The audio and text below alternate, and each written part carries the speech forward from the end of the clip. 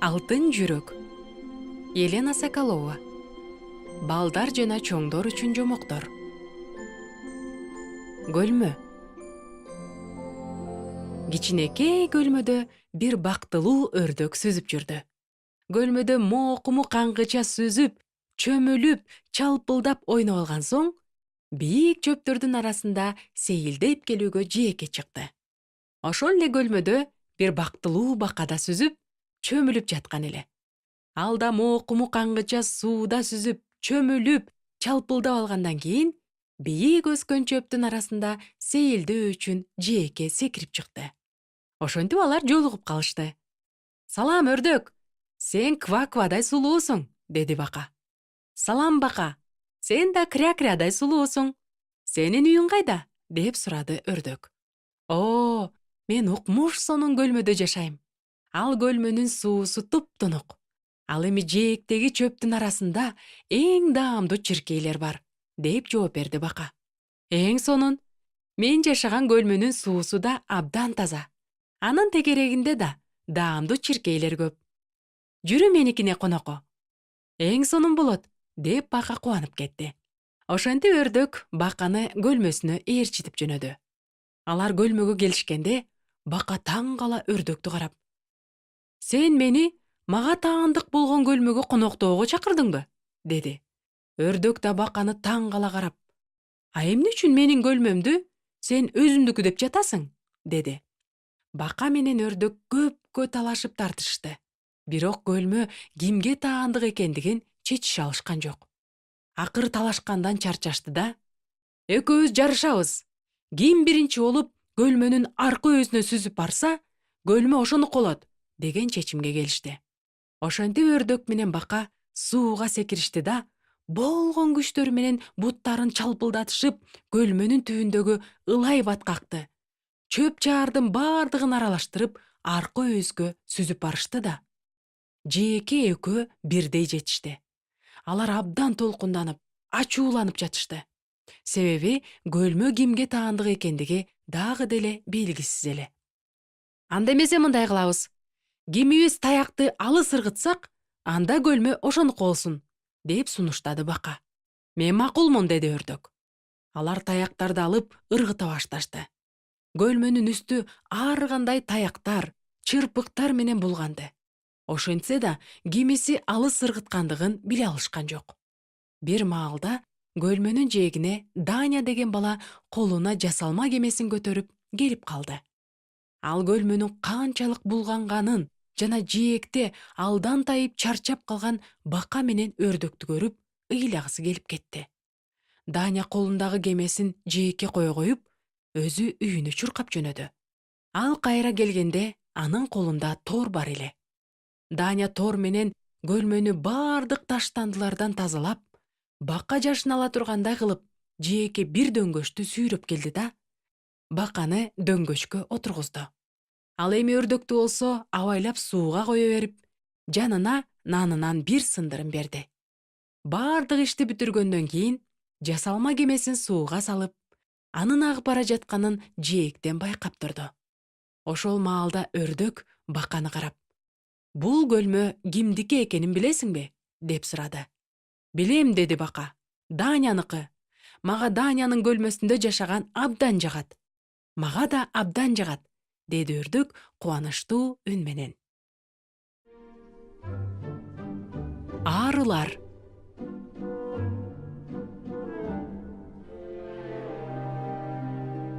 Жайдын ысык күндөрүнүн биринде эки ары бирден чака көтөрүп, бал чогултуу үчүн уясынан учуп чыгышты.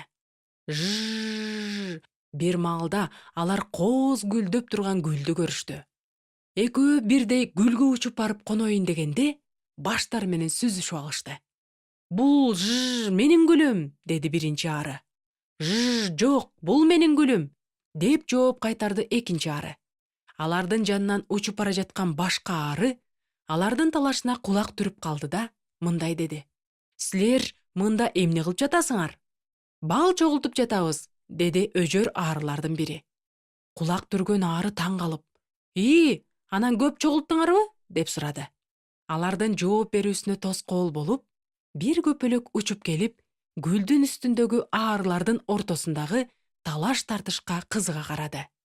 Көпөлөк түшүнбөгөн түр менен аларды карап, "Силерге эмне болду?" деп сурады. "Алар бал чогултуп жатышат", деп жооп бере калды кулак түргөн аары тигилерди сүйлөтпөй. "Таң калыштуу", деди көпөлөк. "Таң калаарлык эч нерсе жок", деди сүзүшүп алган аарылардын бири. "Биз адилеттик үчүн күрөшүп жатабыз. Так эле эр жүрөк баатырлардай болуп. Силерге бул үчүн сыйлык берет деп ойлоп жатасыңарбы?" деди көпөлөк тамашалап. "Угуп жатасыңарбы? Мындай эр жүрөктүүлүк үчүн бизге сыйлык берилиши керек экен", деп биринчи ары кубанып кетти. "Андай болсо, мен артка кетенчиктебейм. Өлсөм да бекем турам", деди экинчи ары чечкиндүү үн менен. Аларды сырттан байкап, кулак түргөн аары ыйлагысы келип, "Ойлонгулачы, башкалар силерди бал алып келет деп үмүттөнүп, күтүп жатышат го. Бири-бириңерге жол бергиле. Тегерегиңерде башка кооз гүлдөр көп го", деди. "Гүлдү берип койсок, балды кантип чогултмак элек?" деди талашып жаткан эр жүрөк аарылардын бири. "Так ошондой", деп кубаттаган үн менен экинчи аар айтты. "Эгерде бири-бириңе жол бере берсең, балсыз каласың да". Талашты карап турган аары терең үшкүрүнүп, башын капалуу шылкыйтып, талаада жайына өскөн гүлдөрдөн бал чогултканы учуп кетти. Ал эми көпөлөк өзүнүн кооз канаттарын желпип, өжөр эки аарыны тегеректеп учуп жүрдү. Бир маалда ал токтоп калды да, назик үн менен: "Өзүңдүкүн эмес, жакыныңдын пайдасын көздө деген сөздү мен бир жерден уккан элем", деди. Өжөр аарылардын бири кубанып кетти да, "Угуп жатасыңбы?" деп каршылашына кайрылды. "Сен өзүңдүн пайдаңды эмес, менин пайдамды ойлошуң керек. Ошондуктан кет бул жерден. Бул менин гүлүм. Мен аны биринчи таптым". Ага экинчи ары мындай деп жооп берди: Жок, андай эмес. Сен менин пайдамды көздөшүң керек. Андыктан сен өзүң кет бул жерден". Ошентип кеч кире баштады. Өжөр аарылар талашып жаткан гүлдүн жалбырактары акырындап жабыла баштады. Талаштан чарчаган аарылар үйлөрүнө кайтууга мажбур болушту. Өлгүдөй чарчашкан аарылар уясына кирери менен кулап жатып да, бүтүп калган үндөрү менен башка аарыларга өздөрүнүн тууралыгын далилдеп, бири-бирин айыптап жатышты. Ал ушунчалык өжөр, өзүн гана ойлойт.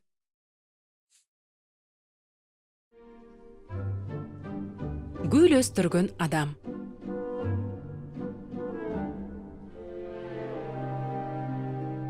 Бир чоң шаарда бийик кабаттуу үйлөрдүн биринин эң жогорку кабатында бир кичинекей балкон болгон. Жай мезгили келген сайын балкон ар түрдүү кооз гүлдөргө толуп турчу. Балкондун ээси кызыктай адам деген атка конгон эле. Ал сүйлөбөгөн, ар дайым маанайы суз жүргөн адам эле. Ал эми оройлугу анын мүнөзү оор адам экендигин далилдечү. Гүлдөрдү сүйгөн бул адам кантип дос күтүү керектигин билбегендиктен, көпчүлүк убактысын жалгыздыкта өткөрөр эле. Жылына бир жолу ал алыскы өлкөлөргө барып, ал жактан сейрек кездешкен эң сонун гүлдөрдүн уругун алып келчү. Мына ошондой алыскы саякаттарынын биринде ал базарды кыдырып жүрдү. Бир маалда көргөн көзүнө ишенбей таштай катып калды. Анын көз алдында эң укмуштуу кооз гүлдөр турган эле. Бейиштеги куштун канаттарындай кооз жана ачык түстөгү гүлдүн жалбырактары аны көргөн ар бир адамга кубаныч тартуулап турду. "Бул гүлдүн аталышы кандай?" деп соодагерден сурады ал. "Анын уругу канча турат?" "Гүлдөр чындык деп аталат. Ал эми анын уругу баасыз". "Эмне демекмин? Мен ар кандай гүлдөрдүн уругун сатам. Бирок жалгыз гана чындык гүлүнүн уругун сатпайм.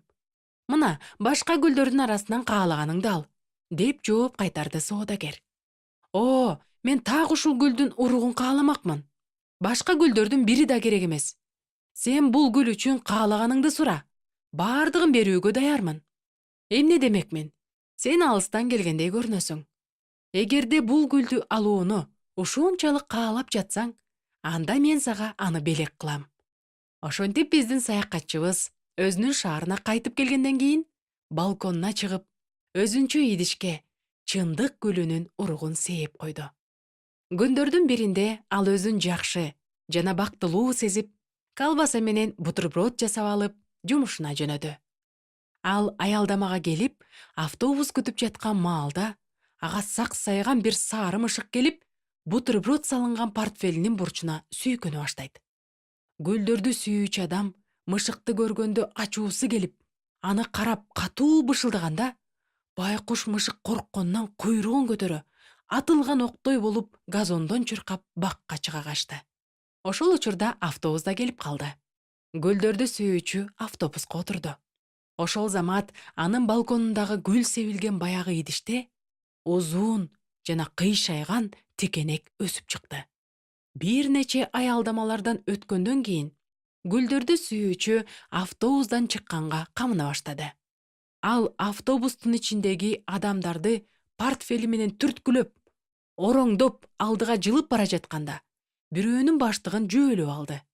Анан бир аял нааразы үн менен: "Этият болсоңуз, сураныч", деди. Гүл өстүрүүчү болсо ачуулана: "Көрүнгөн жерге баштыкты койбош керек да. Байкап жүрбөйсүңөрбү?" деп борс этти. Ал автобустан чыгып, өзү иштеген кеңсеге кирди. Ал эми балкондогу идиште дагы бир узун, кыйшайган жана жабышчаак текенек өсүп чыкты.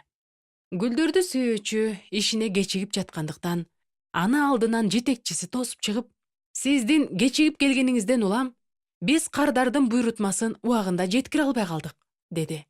Тиги болсо көздөрүн жала оорута ирмегилеп, байкуш түр менен мындай деди: "Ой, билесизби, мен өзүмдү начар сезип жаттым. Анан керектүү даарыны тапкыча, ал дары жардам бергиче". Балкондогу идиште дагы бир кыйшайган, жабышчаак текенек өстү. Кеч киргенде гүл өстүргүч үйүнө кайтып келе жатып, көптөн берки таанышын жолуктуруп калды. "Салам, иштер кандай?" деп сурады таанышы. "Жакшы, а сен жакшы көрүнөсүң." "Рахмат, сен дагы жаман эмес. Дагы деле саякаттап жүрөсүңбү?" "Ооба, жаңы гүлдүн уругун да алып келдим." "Азаматсың, ийгилик сага." "Рахмат, кош бол." Тиги таанышы алыстап кетээр менен гүл өстүргүч: "Эмне мынча ыркыйып арык?" деп күңкүлдөдү. Балкондо дагы бир текенек чыга калды. Гүлдөрдү сүйүүчү үйүнүн эң жогорку кабатына көтөрүлүп, балконуна кирип, баягы идиштеги өсүп турган текенектерди көргөндө: "Бул эмне? Чындыкпы?" деп кыйкырып жиберди. "Кантип эле ушул чындык болсун? Жалаң гана текенектер. Ах, ошол алдамчы, ошол соодагер!"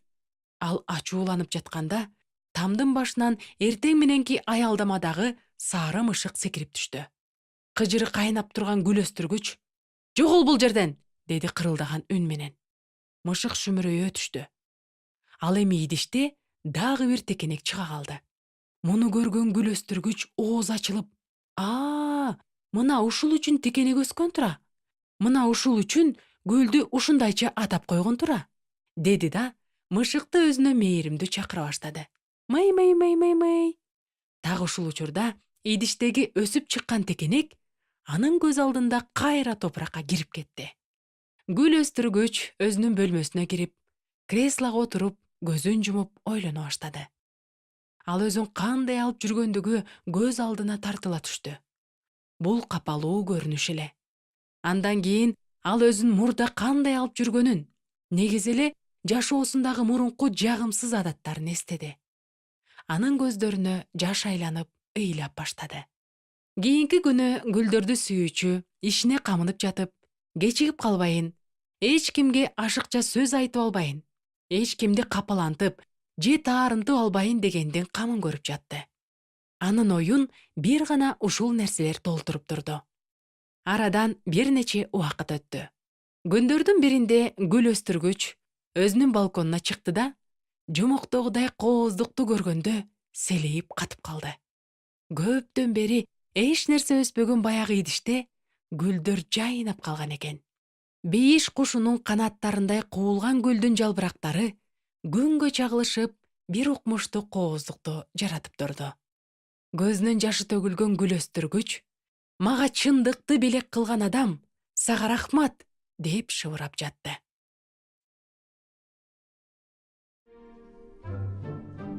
ыйсанын туулган күнүндөгү белек.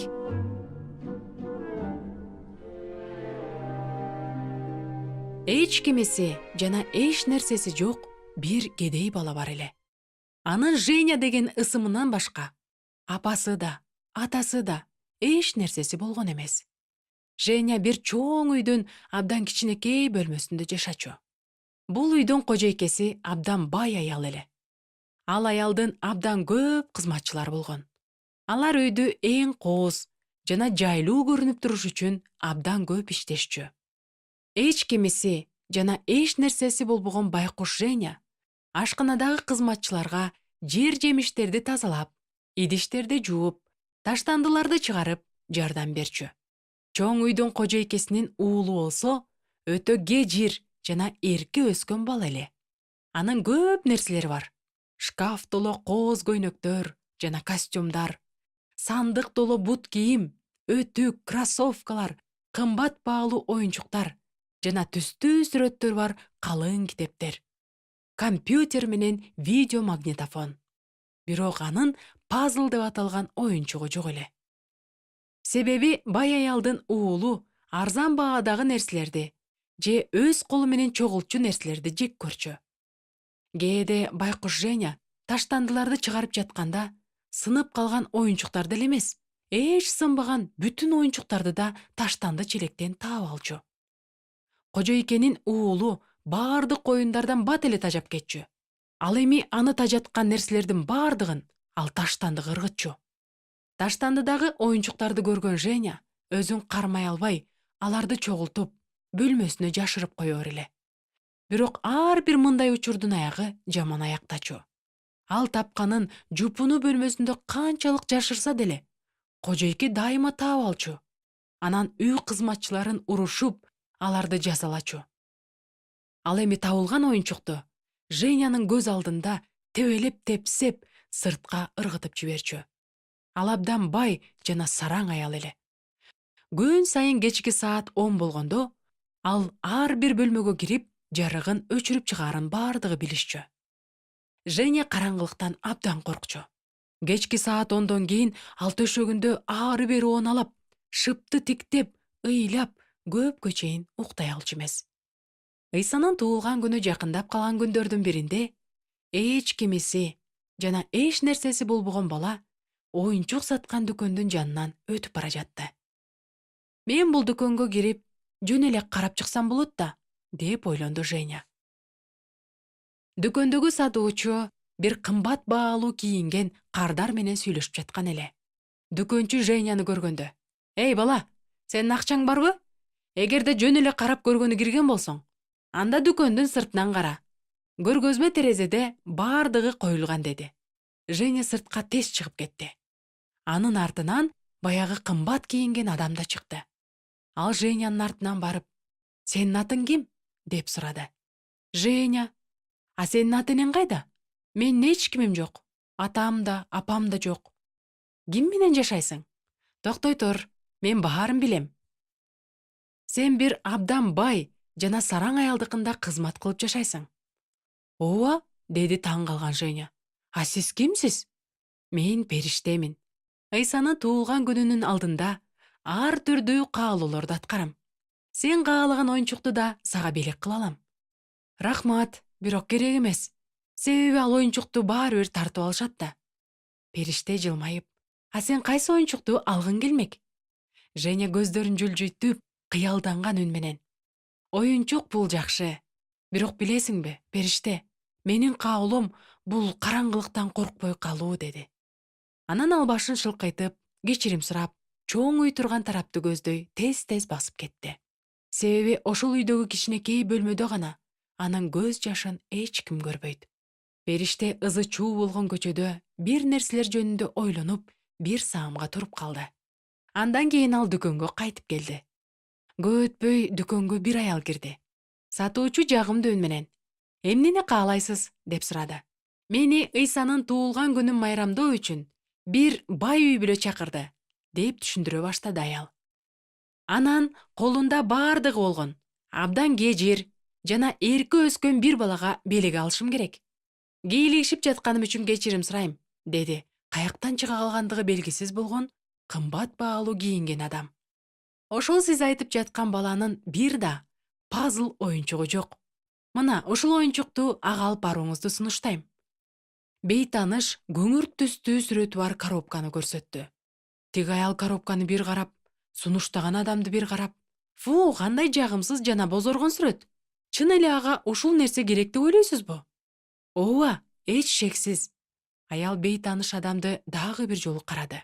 Негизинен ал сунуштап жаткан күңүрт сүрөттүү пазл оюнчугу шектенүүнү жаратып турса да, анын сырткы көрүнүшү, кымбат баалуу пальто жана бут кийим, жагымдуу жүзү ишеним туудургандай эле. Кантсе да аял бейтаныштын кеңешин кабыл алды. 2 күндөн кийин майрам болду. Бай аялдын абдан сонун кооздолгон үйүндө коноктор чогула башташты. Келген коноктор көңүл ачып, ар кандай тамактардан жеп, кубанып жатышты. Анан белектерди ачуу маалы да келип калды. Кожойкенин уулу оролгон белектерди биринин артынан бирин ача баштады. Баардык белектерин ачып чыккача бир топ убакыт өттү. Бөлмөнүн ортосунда ачык түстүү кагаздардан бир чоң үймөк толду. Эми мунун баардыгы таштандыга айланды. Женя болсо аларды жыйнап, сыртка ыргытышы керек болот. Майрам соңуна чыкты. Женя баштыктарга таштандыларды салып, өзүнүн милдетин чынчылдык менен аткарып жатты. Анан адаттагыдай эле айрылган кагаздардын арасында ачылбаган коробканы көрүп калды. Ал пазл оюнчук эле. Мындай окуялар кандайча аяктаарын Женя жакшы билчү. Ошентсе да, ал коробканы колтугуна катып, таштанды болгон баштыктарды сыртка алып жөнөдү. Таштандыларды ыргытып койгон соң, бала өзүнүн бөлмөсүнө чуркап барып, пазлды төшөгүнүн астына катып койду. Майрамдын эртеси күнү үйдөгүлөрдүн баардыгы эс алышып, көпкө укташты. Бир гана кызматчылар, албетте, Женя дагы эрте турушту. Ал кызыгуу менен сүрөттү чогултуп жатты да, кожойке ойгонгуча сүрөттү толугу менен чогултуп бүткөнгө жетишти. Ошол эле кечте, адаттагыдай эле кечки саат 10-до, кожойке кызматчылардын бөлмөсүндөгү жарыкты өчүрүп чыгуу үчүн кирди да, пазлдан чогулган сүрөттү көрүп калды. Сүрөттүн күңүрт түсүн жана канчалык кызыксыз экендигин көргөн аял аны ыргытууга күч жумшоодон баш тартты. Сүрөттү көз кыры менен карап, бөлмөнүн жарыгын өчүрүп, эшикти бекем жаап чыгып кетти. Женя караңгылыктан коркконунан ыйлап жибере жаздады. Бирок күтүүсүздөн бөлмөнүн ичинде шамдар жагылгандай болуп, ал чогулткан сүрөт жарык берип жаркырап жатты. Женя демин катып, фосфоресцирдик боектор күндүзгү жарыкта көрксүз, ал эми түнкөсүн жарык кылган сүрөттү карап кубанып жатты. Ал сүрөттө башында тикенек таажы кийген адамдын сөлөкөтү тартылып, "Ыйса сени сүйөт" деген сөздөр жазылып турган эле. "Рахмат сага, периште" деген ойлор менен Женя бейтаныш адамга ыраазычылыгын билдирип жатып, таттуу уйкуга кирди. Мындан кийин ал эч качан караңгылыктан коркпой калды. Ваза.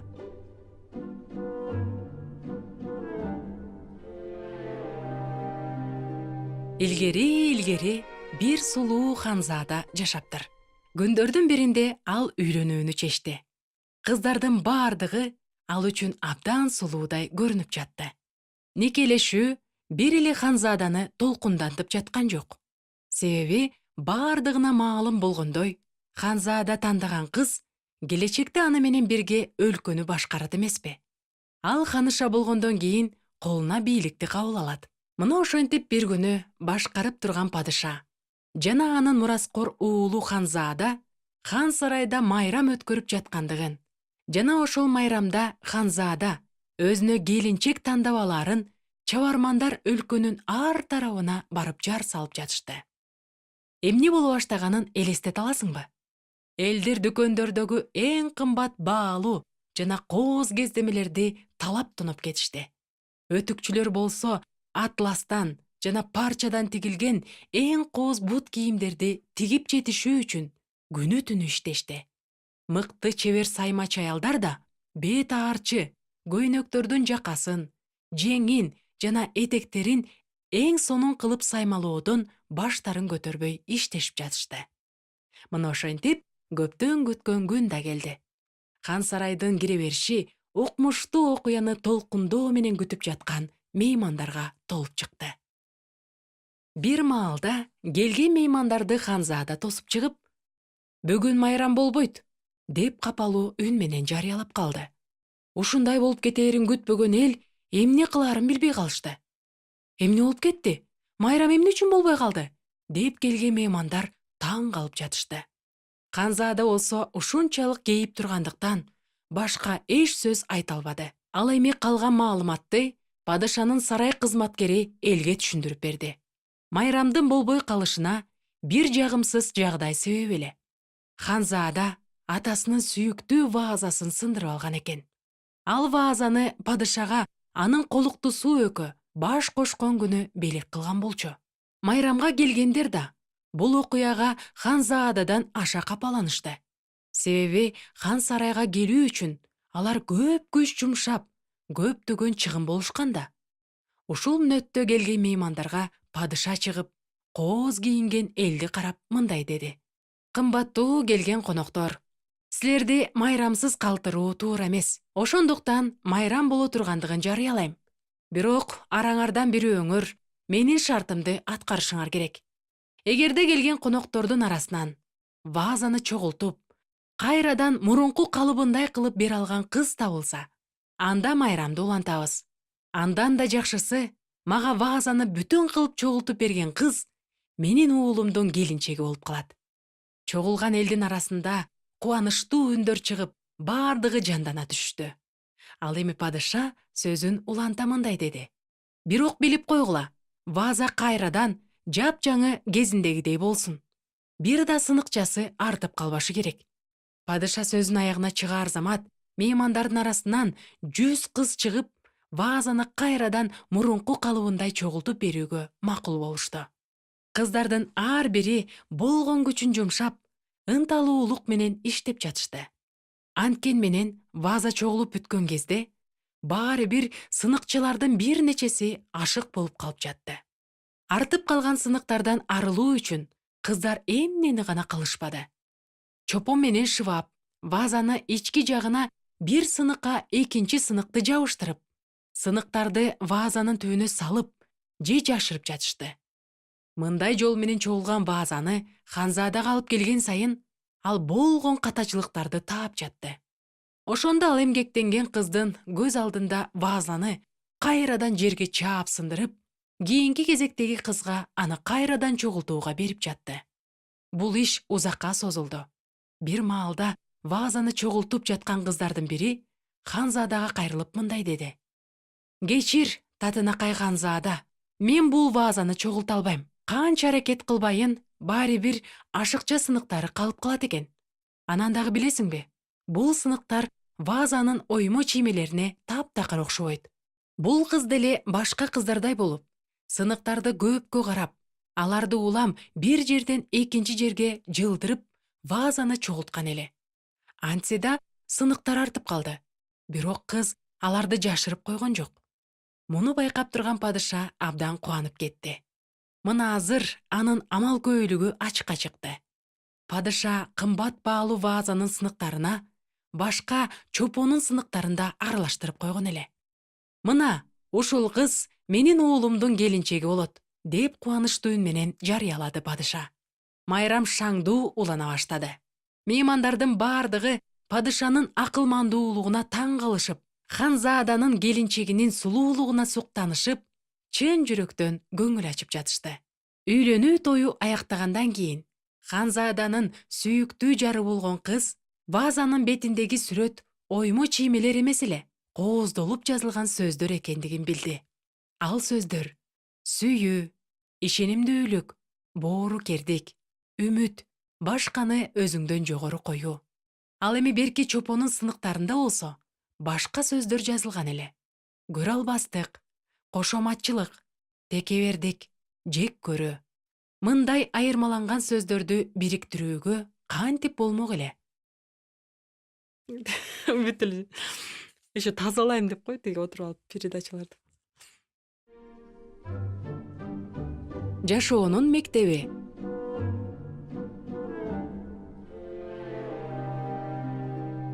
Сыйкырдуу шаарлардын биринде чатырлары учтуу болгон таштан курулган үйлөр бар эле. Ал үйлөрдүн чатырларында жаркырап күйгөн тактайчалар илинип турчу. Бул тактайчалардагы сөздөрдү көргөн адам ошол үйдүн кожоюну кандай көз караштар менен жашаарын билип алчу. Мисалы, ал тактайчаларда мындайча сөздөр жазылып турар эле. Бир гана мен үчүн гана. Ал эми мага эч нерсе айтпа. Мен баары бир сени укпайм. Мен каалаганымды кылам. Мага бир нерсе берсең, көп бер. Анткени мага ар дайым жетпейт. Деген сөздөр бар тактайчалар башкалардыкынан аша жаркырап турчу. Бул шаардагы үйлөрдүн эшиктери ар дайым бек болчу. А көчөлөрү көбүнчө ээн эле. Силер кандай ойлойсуңар? Мунун себеби эмнеде? Күндөрдүн биринде шаарга таяк таянган жана желкесинде баштык асынган бир жолоочу келет. Ал ар бир эшикти тыкылдатып жатты. Эгерде эч ким эшигин ачпаса, ал баштыгынан бир конверт алып, эшиктин астына коюп жатты. Ошентип жолоочу Сережа Соколовдун да эшигин тыкылдата баштады. Бул үйдүн чатырындагы тактайда «Мен үчүн, мага, мен жөнүндө» деп жазылып турган эле. Үйдүн ичиндеги абал кандай экендиги жолоочунун оюна да келген жок. Үйдүн ичи абдан чачылган эле. Кожоюнун кебетеси да ошого шайкеш. Чачы таралбаган, бети колу мокочо, кийими бырышкан, кир эле. Саксайган Сережа эшикти тыкылдатканды угуп, көчөнү карап көрүүнү чечти. Караса, босогодо конверт жатат. Сережа конвертти ала калып, эшикти кайрадан бекитип алды да, бөлмөгө жылт кое өтүп, диванга жата калды. Диван болсо жарым жылдан бери жыйналган эмес эле. Сережа конвертти ачты. Ичинде буклет жана жакшы кабар деп аталган бир китеп бар экен. Кымбаттуу дос, буклетти окуй баштады Сережа. Сени жашоонун мектебине чакырып жатам. Мектептеги сабактар булар: берешендүүлүк, боорукердик, кайрымдуулук, момундук, урматтоо, эр жүрөктүүлүк, чыдамдуулук, меймандостук, өзүн өзү токтотуу. Мектепти ийгиликтүү аяктаган соң, сага чыныгы адам болуунун диплому тапшырылат. Ана мен сага конокко келем. Жашоо мектебинин негиздөөчүсү жана мүдүрү Ыйса Машаяк. Бул кандай мектеп болду экен? Ал жөнүндө мурда эч укпаган Сережа кызыга түштү. Жакшы кабар деген кызыктай аталыштагы китепти ачып, көңүл коюп карай баштады. Анан өзүн мектептин мүдүрү атаган Ыйса Машаяк деген адамды да үйүндө коноктоону каалап жатты. Ошол мүдүр менен таанышып эле койбостон, аны менен дос болгусу да келди. Ошентип күн артынан күн, ай артынан ай өтүп жатты. Сережа Соколов болсо «Жакшы кабар» деген китептин мазмунуна терең кирип, чыдамкайлык менен окуп жатты. Анан аны менен бир кызыктуу нерселер боло баштады. Ал эмнегедир бөлмөлөр таза болуп, төшөнчүлөр жыйылган, идиштер жуулган. Ал эми терезелер тазалыгынан жаркырап турушу керектигин айкын түшүнүп, үйүн иретке келтире баштады. Анан кандайча үйүнүн жаркырап, кубаныч тартуулап жаткандыгын Сережа өзү да байкабай калды. Анан калса, эски тактайчанын ордуна жаңысы пайда болуп, андагы «башкаларга арналган», «башкалар үчүн», «башкалар жөнүндө» деген сөздөр жаркырап жарык берип турду. Бул шаарга таяк кармаган жолоочу келген күндөн тарта, босогодо калтырылган катты окуп, кызыккан бир эле Сережа Соколов эмес, башкалар да кызыгып калышкандыгын айта кетүүм керек. Башка көчөлөрдүн жашоочулары да сырдуу мектептин окуучулары болууну каалап жатышты.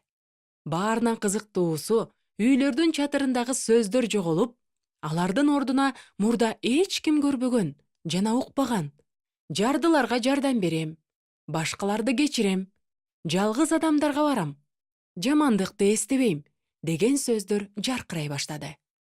Ал эми мектепке барууну каалабагандар болсо, мындай сөздөрдөн чочуп жатышты. Мындайча түшүнүктөр менен кантип жашоого болсун? Өзүң жөнүндө кам көрбөй койсоң болмок беле? Деп жатышты алар. Кантсе да катты кабыл алгандар да, Кабыл албагандар да эшиктерин кенен ачып, бири-бирин байкап карап жатышты. Бардыгы көнүп калган тактайчадагы сөздөрдүн өзгөрүп жатканы эч кимди кайдыгер калтырган жок.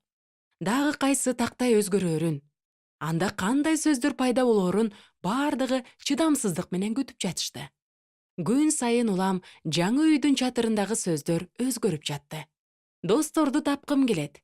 Өзүң жөнүндө айтып берчи. Мага абдан кызыктуу. Менде бардыгы бар. Башкалар менен бөлүшүүнү каалайм. Меникинен тамактанып кетиңиз. Менин үйүмдүн эшиги достор үчүн ачык. Сыйкырдуу шаардын көчөлөрү жанданып, шаан шөкөткө толо баштады.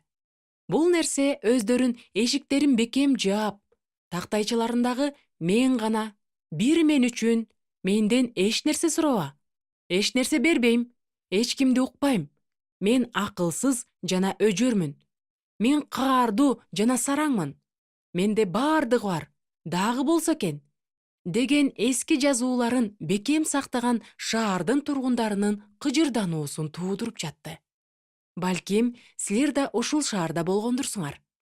Анын көчөлөрүндөгү ушундай жазууларды окугандырсыңар.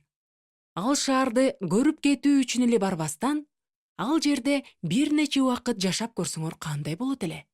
Силердин үйүңөрдүн чатырында кандай сөздөр жаркырап турар эле?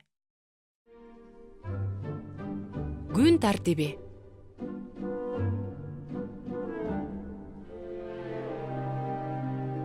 Колу таптакыр бошобогон бир киши жашаган экен. Ал өз ишин ар дайым аткарган, кылган нерселеринде так, бардык иште тартипти сүйгөн адам эле. Анын ар бир күнү мүнөтүнө чейин пландаштырылган болчу.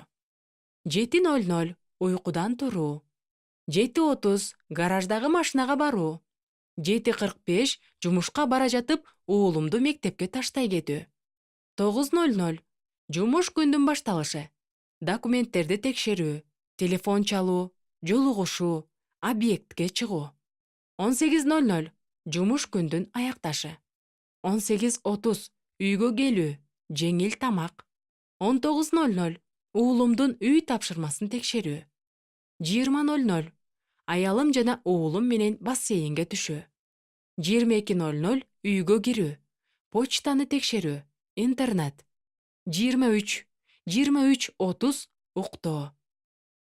Күндөрдүн биринде тартипти сүйгөн бул адам Кудай бар экендигин, ал бардыгынын башчысы экендигин жана ошол Кудайга күн сайын сыйынуу керектигин угуп калат. Колу бошобогон бул адам өзүнүн күн тартибин олуттуу карап чыгат. Бирок андан сыйынуу үчүн бир дагы бош убакытты таппайт. Ал жарым саатка эртерээк туруп жана күндү Кудайга сыйынуу менен баштоодон башка жол жок экендигин түшүнөт. Ошентип күн тартибинде өзгөрүүлөр пайда болот. 6:30 уйкудан туруу, сыйынуу. Башында жаңы тартипке көнүү кыйынга турду. Себеби сыйынуу ал ар дайым жыйынтыгын көрүп жана сезип турган башка иштерге таптакыр окшош эмес эле. Бирок ошого карабастан тартипти жана тактыкты сүйгөн адам ар бир күнүн сыйынуу менен баштап жүрдү. Себеби бул анын күн тартибинин эң биринчи пункти эле. Убакыт өткөн сайын колу бошобогон адам Кудайдан жардам жана колдоо суроо үчүн ага эртең мененки сыйынуу жетишсиз экендигин түшүндү. Ал Кудайга өзүнүн жетишкендиктерин айтууга жана кээде иши ордунан чыкпай жаткандыгы жөнүндө арызданууга каалоо пайда болду. Колу бош эместигине карабай, ал өзүнүн күн тартибин кайрадан карап чыкты да, дагы бир сыйынуу убактысын кошту. Ал уктоо убактысын жарым саатка ары жылдырып, экинчи сыйынууга орун бошотту. Эми ал жарым саат кеч уктай турган болду. Жылдар өтүп жатты. Анын уулу жетип чоңойду. Эми ага уулунун үй тапшырмаларын текшерүүнүн кереги жок болуп калды. Дагы бир нече убакыт өткөн соң, ден соолугуна байланыштуу ал бассейнге да барууну токтотту. Дагы бир топ убакыт өткөндөн кийин ал фирмасындагы иштин баарын жеткен уулуна өткөрүп берди. Эми анын уулу кардарлар менен жолугушуу, алар менен келишим түзүү, объектилерге чыгуу иштерин аткарып жүрдү. тартипти жана тактыкты сүйгөн адам болсо каарып калды. Эми анын иши достору менен жолугушуу, аялы экөө, неберелери менен убакыт өткөрүү, кечки салкында сейилдөө гана болуп калды. Бирок ар бир күндүн эң кубанычтуу учуру бул эртең менен жана кечки убакыт эле. Себеби анын күн тартиби канчалык өзгөрүп жатса да, анын сыйынууга бөлгөн убактысы эч качан өзгөргөн жок. Ал үчүн эң кымбат жана баарынан жогору сыйынуу убактысы эле. Күндөрдүн биринде атасынан жалгыз эле фирманы эмес, тактыкты да, жоопкерчиликти да, тартиптүүлүктү да мурастаган уулу атасына келип, колу эч бош эместигин жана убакыт ар дайым жетишпей жаткандыгын айтып арызданат. Кана уулум, мага сенин күн тартибиңди көрсөтчү, деп сурады атасы. Эмне демекчибиз? Анын күн тартиби чындап эле абдан тыгыз эле. Атасы уулуна карап жылмайып, дагы бир пунктту кош, уулум. Сыйынуу үчүн убакыт бөл, деп жылуу айтты. Чырмоок.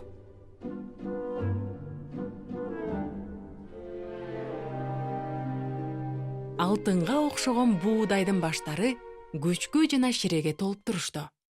Алар данга толгон баштарын ийишип, оруу жыюу малын күтүп жатышкан эле. Булардын бири-бирине ийиле бышканын карагылачы, деп буудай таласын көргөн адамдардын бардыгы суктанып жатышты. Бирок буудайлардын тамырына жабыша өскөн чырмоокту эч ким байкаган жок.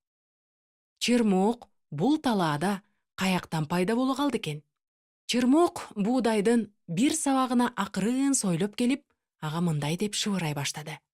Силердин баарыңарды карап туруп, ичим ачышып кетти. Силерди аяп турам. Эмне үчүн? Деди буудай. Силер бул жерде эч коргонуусуз, күндүн ысыгында да, жаан жаганда да турасыңар. Анан дагы оор дандарды көтөрүп турасыңар. Башыңардын ийилгенин карачы. Силерди абдан аяп турам. Өзгөчө сени аяп жатам. Сен башкалардай эмес экенсиң. Мени менен сүйлөшүп, мага көңүл бурдуң. Сен жөнүндө кам көргүм келип тургандыктан жүрөгүм жарылып кетчүдөй. Буудай анын сөздөрүнө кулак салып, башы мурункудан ийиле түштү. Мага ишен, деп чырмоок шыбырап жатты. Сен мага толугу менен таянсаң болот. Мен сага жөлөк болом. Сөздөрүн кубулжута төгүп, чырмоок буудайдын сабагын ороп чылгап, жогору көздөй сойлоп бара жатты. Буудайдын башына жеткен соң, канчалык жеңилгениңди сезип турасыңбы? Башыңды да башкалардан жогору көтөрүп калганыңды көрдүңбү? Деп чырмоок митаам үн менен сурады. Буудай чындап эле тик чийип тургандыгын көрүп, башкалардан өзүн жогору сезе баштады. Чын эле, мен эми бүкүрөйбөй калдым. Бул талаада эң эле сымбаттуу жана сулуусу менмин, деп буудай сыймыктана баштады. Фу, карасаң, кандай аянычтуу көрүнүш. Тегерегимдин бардыгы шылкыйып, бүкүрөйүп турушат. Булар эмнени билип коюшуптур? Алыстагы токойду көрө алышпайт. Агып жаткан дарыялардын бар экендигин билишпейт. Асмандагы булуттарга баштарын көтөрүп карай алышпайт. Билесиңби? Деп буудай суктанганын уланта сүйлөп жатты. Сен чыныгы дос экенсиң. Сен болбосоң, бизди курчап турган дүйнөнү мен тааный алмак эмесмин. Чырмоок үндөбөдү. Эми ал сүйлөшүүнү каалаган жок. Бир гана уктоону самап турду. Себеби узакка созулган саякаттан кийин ал өзүнө ыңгайлуу жерди тапты. Эми ал буудайдын тамырына келген нымдуулуктун бардыгын сооруп, күндөн күнгө күчкө толо баштады. Чырмоок улам өсүп жаткандыктан, ал үчүн турган жери тар боло баштады. Ошондо ал эч кимден сурабастан эле башка буудайларга жабыша баштады. Бир күнү буудай сабагынын бошоп жана морт болуп калганын сезе баштады. Бул эмнеси? Деп көптөн бери ийбеген башын ылдый салып карады. Ал үрөйдү учурган көрүнүштү көрдү. Чырмоок аны жөлөп, күч бергендин ордуна өзү ага асылып алган экен. Ой, карасаңар, талаадагы буудайлардын бардыгы баштарын ийип турушат. Бир буудай гана тик чийип тик турат экен, деди талаадан өтүп бара жаткан адамдардын бири. Талаада чырмоок өсө баштаган тура, деп түшүндүрдү тиги адамдын шериги. Бул балее кайдан чыкты экен? Деп адамдар капаланып жатышты. Тик чийип Бийик көтөрүлүп турган буудайды биринчи байкаган адам жакын келип, чырмоокту тамыр менен жулуп салды. Буудайлар кубанычтуу шурулдашып, баштарын бири-бирине тийгизип жатышты. Жакында оруп жыюу маалы келет. Жүдөмүш. Ачык асман, жаркырап тийген күн. Ишемби күнү эс алуу үчүн мындан артык не керек? Подъезден 2 бала чыкты. Сен кайда барасың? Деп сурады бирөөсү. Жыйынга, балдардын чогулушуна, деп жооп кайтарды экинчиси. Ушундай сонун күндөбү? Сен жүдөмүш экенсиң. Мен болсо футболго барам. Эр жүрөк жана шамдагай болом. Жамгыр үйлөрдүн чатырларынан, бак дарактардын жылаңач бутактарынан суу куюлуп жатты. Баягы экөө подъезден чыгышты. Сен кайда барасың? Деп сурады бирөөсү. Жыйынга, даңктоо хоруна даярданабыз, деген жоопту укту ал. Ушундай жаандабы? Сен жүдөмүш экенсиң. Мен болсо дискотекага барам. Заманбап жана модалуу болом. Кыштын ызгаар күнү. Баягы экөө кайрадан подъезден чыгышты. Сен кайда барасың? Деп сурады бирөөсү. Жыйынга, бүгүн жекшемби да. Ушундай сууктабы? Сен жүдөмүш экенсиң. Мен сноуборд тепкени барам. Ден соолугум чым болуп оорубайм. Көп жылдар өттү. Жагымдуу жылуу күндөрдүн биринде подъезден 2 каарыган чал чыгып, жакынкы турган отургучка телпеңдеп араң жетип, жанаша отура калышты. Эх, каардым, эч кимге да керегим жок. Өмүрүм тез эле өтүп кетти, деп шамшаңдап сүйлөдү бирөөсү. Футбол ойногон күндөрүмдү эстейм. Эң мыкты оюнчу элем. Дискотекада да эң мыктысы элем. Сноубордту да баарынан жакшы тепчүмүн. Эми карасаң, эч кимге керегим жок. Жок дегенде эстеп турганга болот. А сенчи? Сен жүдөмүш экенсиң. Эмнеге? Менде да эстей турган күндөрүм көп. Жыйындагы балдардын чогулушунда мага Кудай мени сүйөрүн айтышкан эсимде. Жыйындын даңктоо хорунда ырдаганым эсимде. Эң сонун насаат сөздөр. Ошондой насаат сөздөрдүн биринде Кудай мени эч качан таштабай турганын, анан сырткы денебиз эскирет, ал эми ички адам күндөн күнгө жаңыланаарын, асманда мен үчүн жай жана чирбес мурас даярдалганын укканым эсимде. Мунун баарын айтып бүткөнгө убакыт жетпейт, деп жооп берет экинчиси. Алар сүйлөшүп отурушканда, ошол жерге машина келип токтоду. Карасаң, бирөөгө машина келди, деп капалуу үшкүрүндү биринчиси. Ал мага келди. Бүгүн жекшемби да, жыйынга баруу керек. Менсиз кантип жыйын болмок эле, деди экинчиси жылмайып. Ушактар.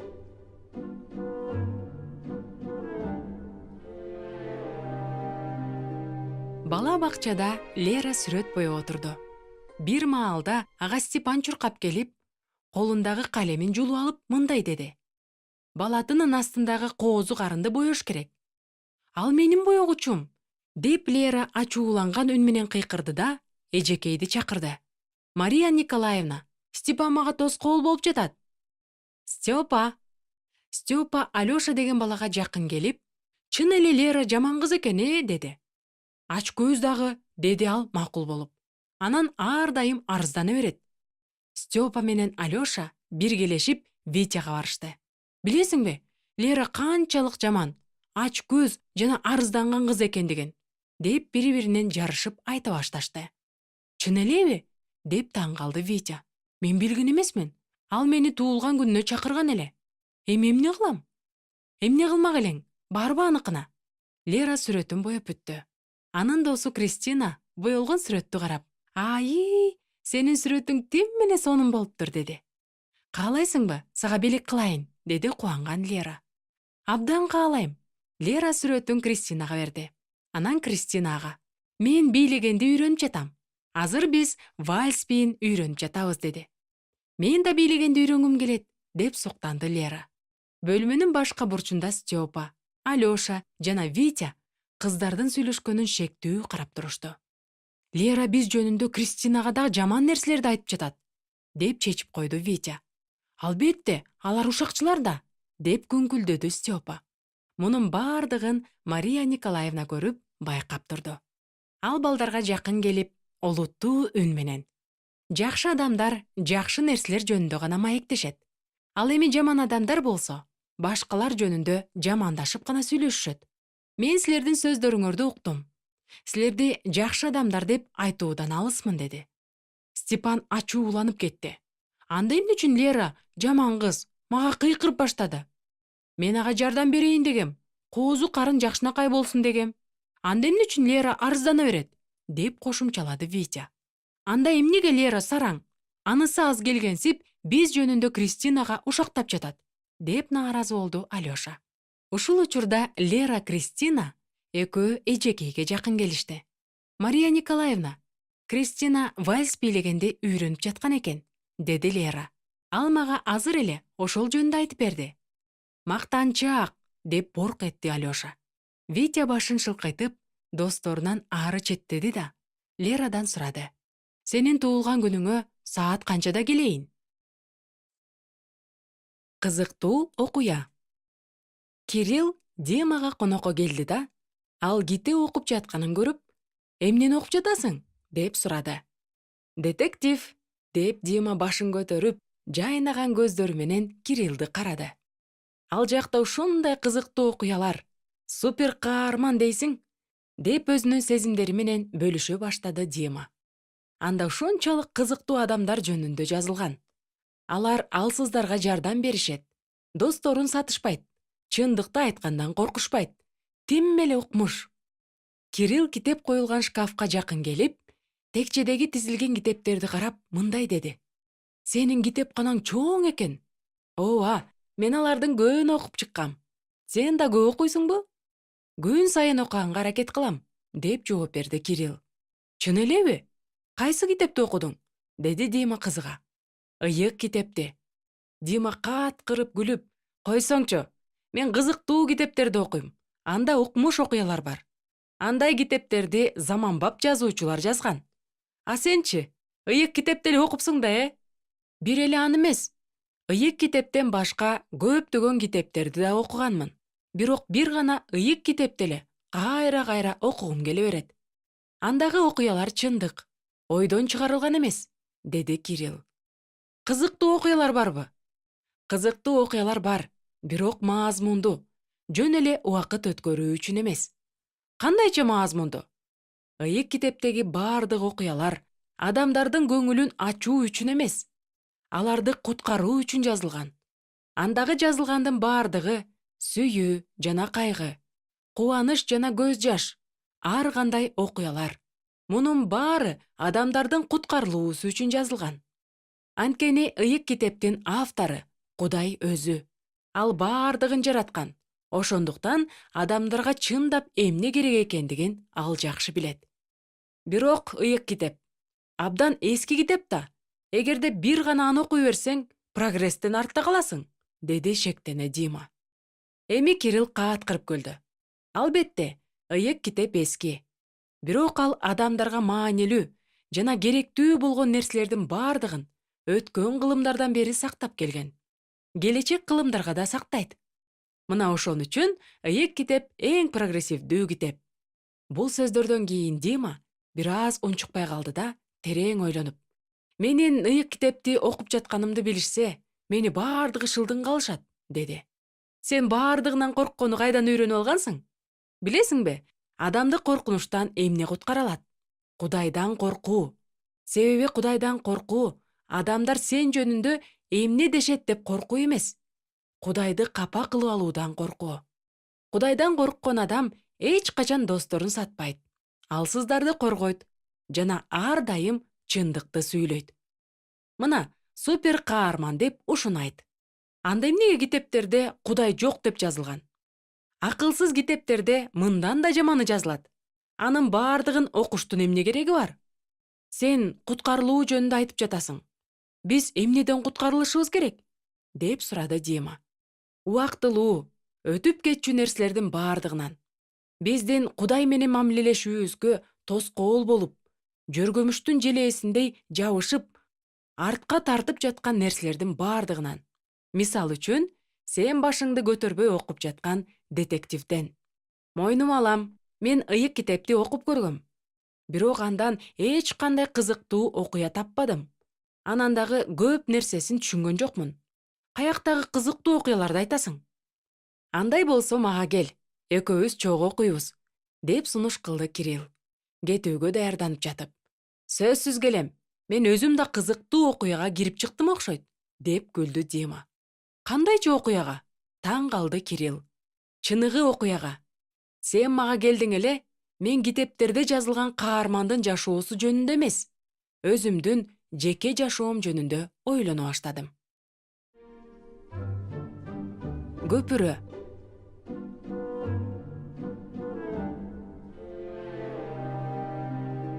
Илгери өткөн заманда алыскы бир өлкөдө атак даңктуу бир падыша жашаптыр. Ал абдан берешен, боорукер жана эр жүрөк болгон экен. Анын падышалыгы алыскы жерлерге чейин жайылган эле. Анын эли баардык жагынан кененчиликте жыргап жашашчу. Алар кездемелерди токуп, кийим-кечелерди тигишчү. Талааларынан жана бакчаларынан бай түшүм жыйнашчу. Ал эми падыша аларга кооз жайлоолордо жайылган койдун жүнүнөн жасалган жылуу, татынакай кийимдерди белек кылаар эле. Бул койлордун жүндөрү асмандагы булуттардай жумшак жана аппапакай эле. Падыша канчалык бактылуу жана тынчтыкта болсо, койлордун жүндөрү да ошончолук жумшак болчу. Койлор өздөрү жүн тарагыштарга жакын келип, жүндөрүн таратып турушчу. Ооба, ушул аспап так эле ушинтип аталчу. Жүн тарагыч. Бул өлкөнүн жашоочулары падышаны абдан жакшы көрүшчү. Алар падышага жылуу кийимдери калбай калганда гана эмес, жөн гана анын боорукердигине, аларды түшүнгөндүгүнө, аларды башкарып жатканына ыраазы экендигин билдирүү үчүн да келип турушчу. Бактылуу күндөр көпкө созулган жок. Күндөрдүн биринде алыскы, караңгы өлкөлөрдүн биринен каардуу ажыдар учуп келди. Ажыдар эли сүйүп жаткан боорукер падышаны жана анын жумшак жүндүү жакшынакай койлорун көрүп, ага көз артчу. Ошентип ажыдар койлорду элге таратып берүүсүн талап кылды. Анткени койлорду элдер жеп алышса, анда алардын ичинен эле жүндөн жасалган кийимдер чыга бермек, деп ойлоду. Андай кийимди жаңыртып туруунун кажети жок эле. Анан дагы эл кайра-кайра келип, падышанын тынчын алышмак эмес. Ажыдар элге койлорду падыша атайын эле бербей жатат.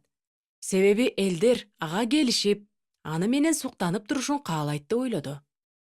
Каардуу жана ичи таар ажыдар так ушундай ойлоду. Мына ошондуктан аны ажыдар деп атап коюшканда.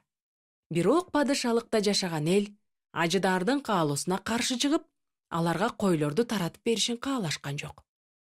Себеби алар падыша менен болгон жакын мамилелешүүдөн кубаныч алышчу. Ал эми белек кылынган жөндү падышанын аларга болгон сүйүүсүнүн далили катары кабыл алышчу. Ошондо каардуу ажыдар өзүнүн караңгы өлкөсүнөн учуп келип, оттуу дем менен катуу үйлөдү эле, падышалык экиге бөлүнүп алды. Бир жагында падышанын эли, ал эми экинчи жагында падыша жана анын кызматчылары калды. Ортосундагы туңгуюкка жердин түпкүрүнөн чыккан ылай суу толуп калды.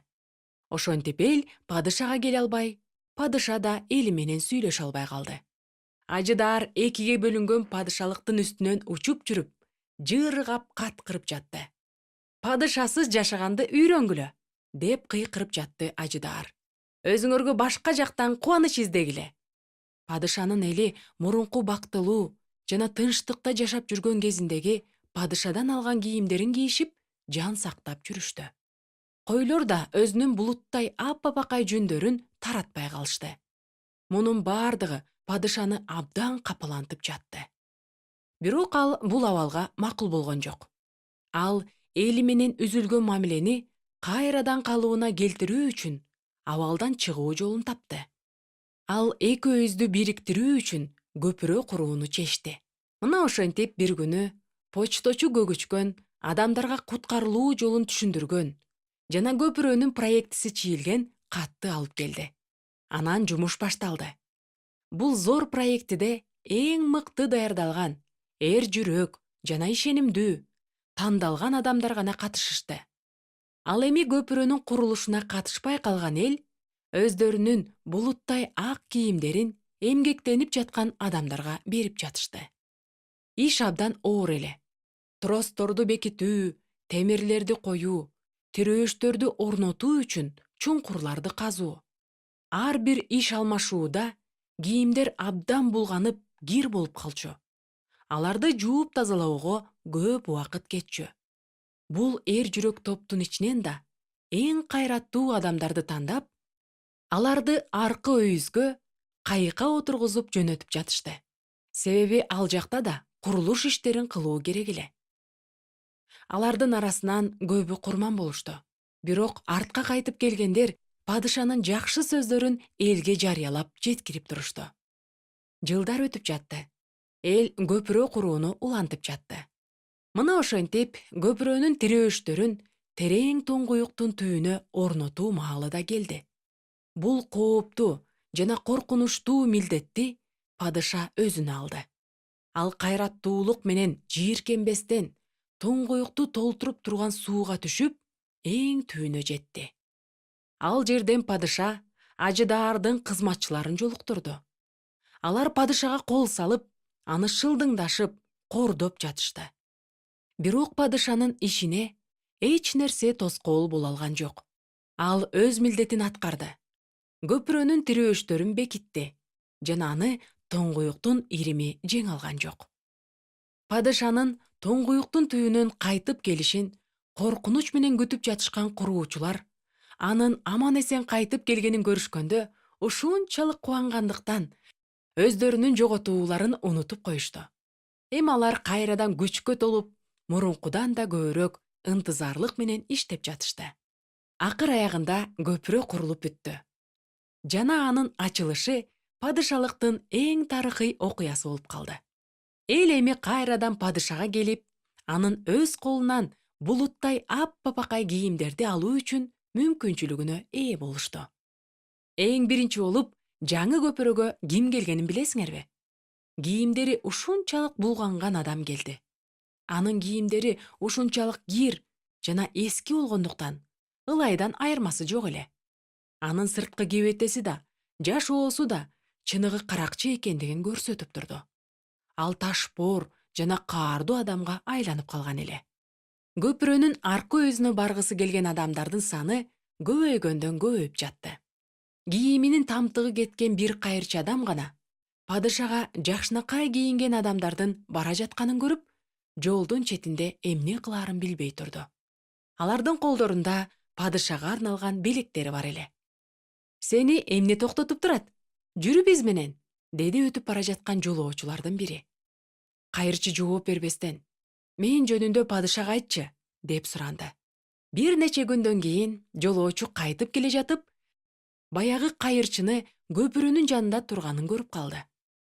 Билесиңби, менде сен үчүн жакшы кабар бар. Падыша сенин жакырчылыгыңды жана кайгыңды жакшы билерин айтты.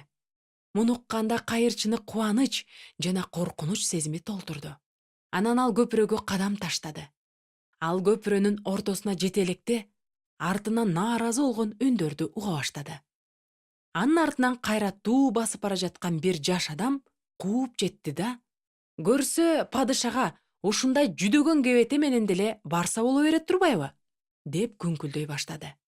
Анысы аз келгенсип колу да бош, белеги жок. Ушул учурда тиги жаш адам кайырчыны кууп жетип, андан ашып бара жаткан эле. Бир маалда алардын астынан падышанын жан жөөкөрлөрү жол тосуп чыгышты. Падышага майрамдык кийимсиз келүүгө сен кантип батындың? Дешти алар. Самсаалаган кийимчен турган кайырчы капаланып, көпүрөдөн качып кетүүгө артка кайрылды. Бирок артынан: "Токто! Кайгылуу жана бактысыз адам. Падыша сени күтүп жатат. Ал эми тигил акмакты кайрадан артка кетиребиз", деген сөздөрдү укту. Ошентип тиги жаш адам артка кайтууга аргасыз болду. Ал эми кайырчы көпүрөдөн өтүп, ак тепкичтер менен падышанын тагына көтөрүлүп, ага таазим кылып мындай деди: "Мен сизге алыстан жол тартып, бороондон, мөндүрдөн жана аптаптан өтүп келе жатам. Менин кийимим абдан эскирип, булганып, тытылып да калды. Ушундай кебетем үчүн сизден кечирим сурайм. Менин сизге бере турган эч нерсем жок. Мен сени күтүп жаткам, деди падыша ага. Мына сенин жаңы кийимиң. Ушул сөздөрдү айткандан кийин падыша алыстан келген жолоочуга булуттай апапакай жана жылуу кийим тартуулады. Аяз ата.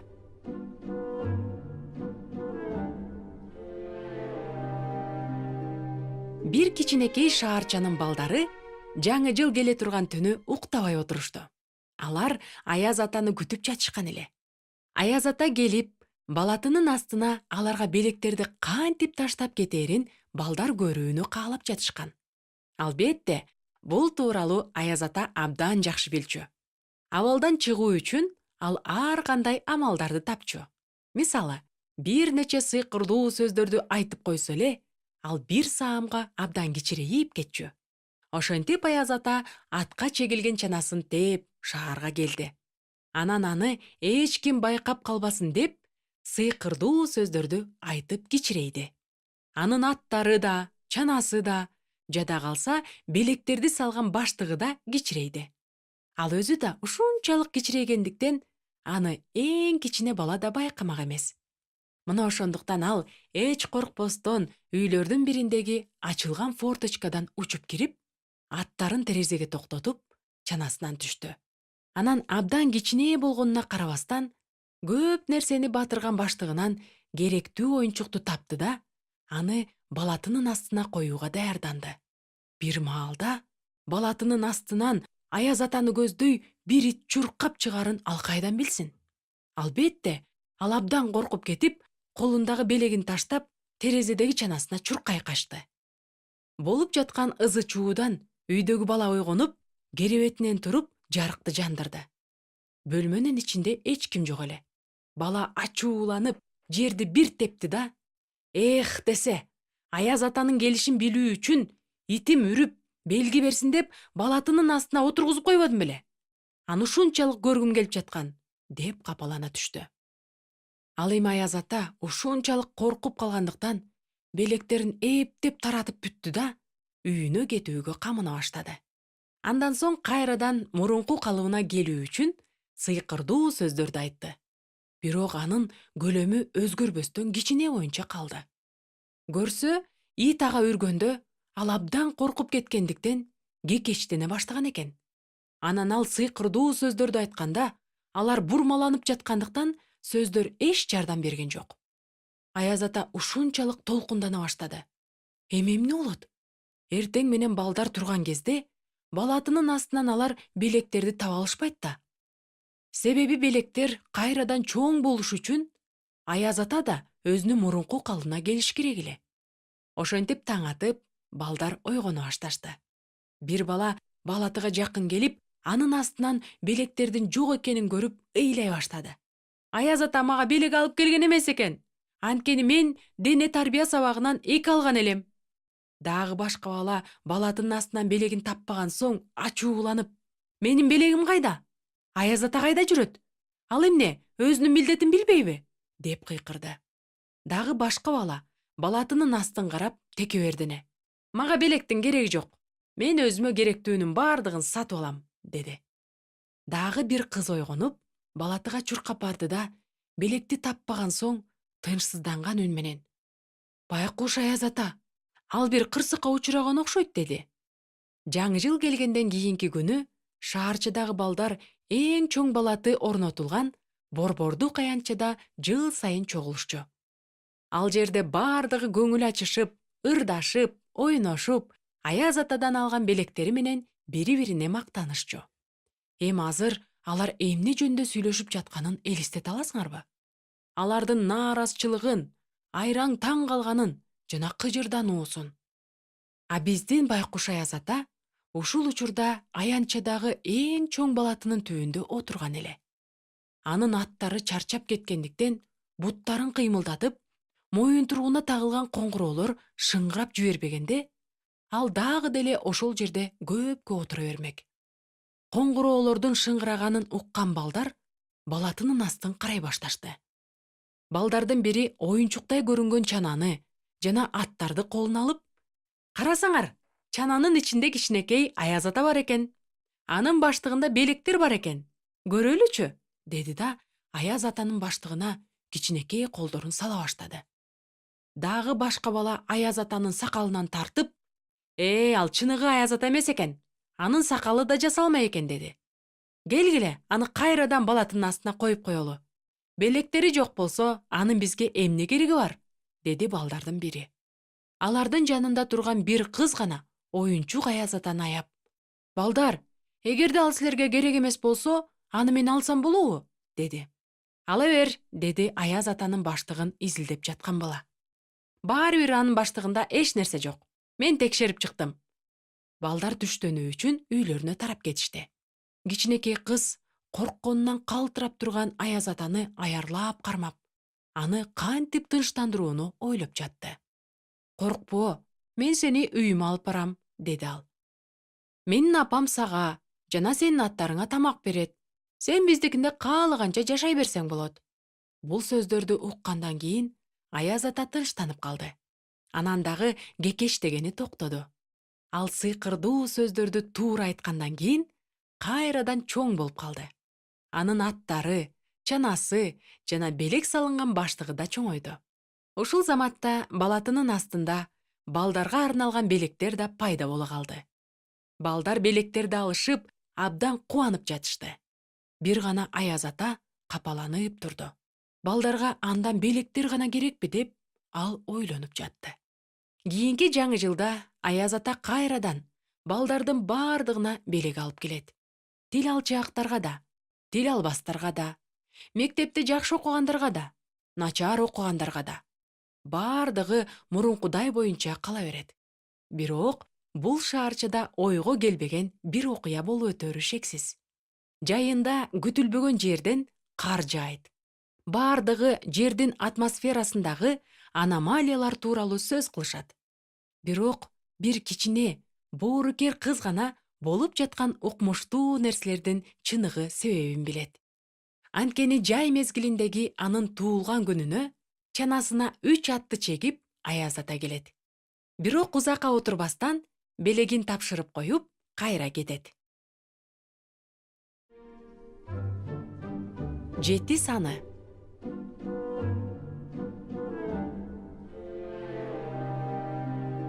Илгери бир падыша жашаптыр. Ал акыркы бир нече жылдар бою өзүнүн туулган күнүн эч майрамдаган эмес экен. Анын кол алдында көптөгөн кызматчылары иштеп, падыша аларга кылган кызматы үчүн ар дайым сыйлык берип турчу. Ошондуктан алар алган сыйлыктарына татыктуу болуп, чын дилден кызмат кылышчу. Бирок падыша жыл өткөн сайын капалангандан капалана берди. Себеби ал аны берген сыйлыктар үчүн эмес, жөн гана адамдар бири-бирин жакшы көргөн сыяктуу, аны да жөн эле жакшы көрүүсүн каалачу. Анан дагы падыша чыныгы досу бар бекендигин билгиси келчү. Ошондой күндөрдүн биринде падыша мындай деп жарыя кылды: "Менин кол алдымдагы адамдардын бардыгы мен үчүн 7 деген сан маанилүү экендигин билүүсүн каалайм. Бул сандын сырын чечип, анын мага кандайча тиешеси бар экендигин тапкан адам буга чейин болуп көрбөгөн чоң сыйлыкка ээ болот. Ал адамга мен өзүмдүн жүрөгүмдү арнайм." Ар бир каалоочу бул тууралуу өзүнүн пикирин айтса болот. Падышанын адамдары абдан толкунданышып, ар кандай божомолдорду келтирип башташты. Алардын бирөөсү 7 санын кагаздын бетине жазды да, аны ары бери карай баштады. Дагы бирөөсү сакалын сылап, терең ой жүгүртү. 7 санын терең илимий изилдөөгө салыш керек деп ойлойм", деди. Акылмандардын тобу кагазга жазылган 7 санын тегеректеп чогула калышты да, ар бири өзүнүн пикири менен бөлүшүп башташты. Бул сандын формасы кызыктай экен. Айкаш жыгачка окшоп да кетет экен. Ооба, бул форма ийгилик алып келет. Мен бул сандын өзгөчөлүгү эмнеде экендигин таптым окшойт. Аны 3кө же 4кө бөлүп койсок, анда сандардын сыйкырдуу мыйзамы боюнча болуп көрбөгөндөй күчкө ээ болосуң. Укмуш. Бирок достор, токтой тургулачы. Мен бир өзгөчөлүктү, башкача бир нерсени көрүп турам. Карасаңар, эгерде санды астын үстүнө каратып койсок, анда англис тилинде жазуу түрүндөгү L тамгасына окшош экен. Ой шумдук, бирок менин оюмча, силердин маегиңер узакка созулуп кеткен жокпу? Деп падыша талашып жаткандардын сөзүнө кийлигишти. Анда эмесе үйлөрүңөргө тарагыла. Ырайымдуу падыша, мен бир нече сөз айтсам мүмкүн бекен?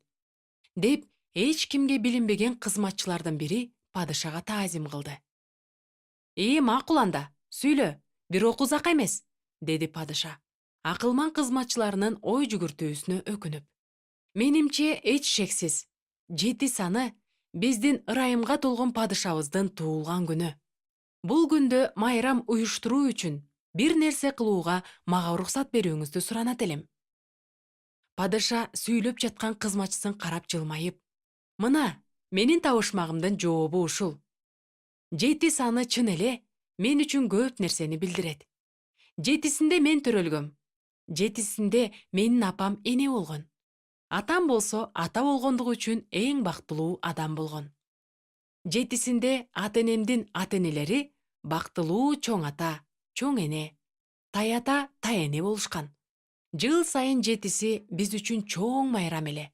Себеби ушул күнү мен үчүн кымбат болгон адамдар мени курчап турушчу. Эми алар жок. Өкүнүчтүү, майрам да токтоду. Бирок бул жылы майрам болот. Дасторкон жайылып, менин жанымда чыныгы досум мени менен чогуу отурат. Бул сенсиң, деп падыша эң момун болгон кызматчысына колун сунду. Уул.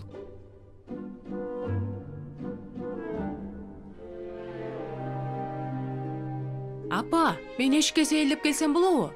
Деп сурады апасынан Павлик. Болот, деди апасы. Бирок саат 6да карындашыңды бала бакчадан ала кел. Сураныч. Павлик эшикке чыгып, достору менен футбол ойноп жүрдү. Саат 6 болгондо ал досторуна кайрылып, мен карындашымды бала бакчадан алып келишим керек, деди. Достору чурулдашып, кел дагы бир саат ойной туралы. Карындашыңды бир аз кечирээк алсаң эч нерсе болбойт, дешти. Жарым сааттан кийин Павликтин апасы сыртка чыгып, уулун чакырды. Ай, Павлик, сен эмне карындашыңды дагы деле алып келе элексиңби? Мен эми өзүм эле барайын. А сен болсо саат 8де үйдө болгун. Сабактарыңды жасоого жетишишиң керек, деди апасы. Павлик үйүнө абдан кеч келди. Албетте, сабактарын да жасоого жетишкен жок. Кийинки күнү сабактан кийин Павликтин достору киного барууну сунуш кылышты. Павлик апасынан уруксат сурады. Апасы ага мындай деди. Бара кой, уулум. Бирок мультфильмдерди гана көр. Жаңы кино чоңдор үчүн деп уктум. Жаш балдар андайды көрбөшү керек. Павлик достору менен кинотеатрдын алдында жолугушту. Алдын ала билет сатып алып коем деген досу, мультфильмге билеттер калбай калыптыр. Жаңы кинону көрөбүз. Ал абдан кызыктуу дешет го, деди. Павлик капаланып, менин апам ал кинону көрүүгө тыюу салган эле, деп калды. Достору каткырып күлүштү. Апаң билбей калат. Билип калган күндө да, ал эне да баласын түшүнөт эмеспи? Павлик күлүп жатышкан досторун карады. Анан апасын эстеди. Ал ар дайым Павликти татынакай кийиндирип, даамдуу тамак жасап, ооруп калганда санаа тартып, түнү бою уктабай жанында отурганы көз алдына тартылды. Апасы ага китеп окуп бергенин да эстеди. А бул достору ал үчүн эмне кылышты эле? Эмне үчүн Павлик апасына караганда досторун угушу керек? Эгерде Павлик үшүп калса же ачка болсо, алар ал үчүн кам көрмөк беле? Павлик досторун дагы бир жолу карады да, чечкиндүү үн менен: "Жок, апам бул кинону көрбө деген", деп айтты. Автобустун ичинде.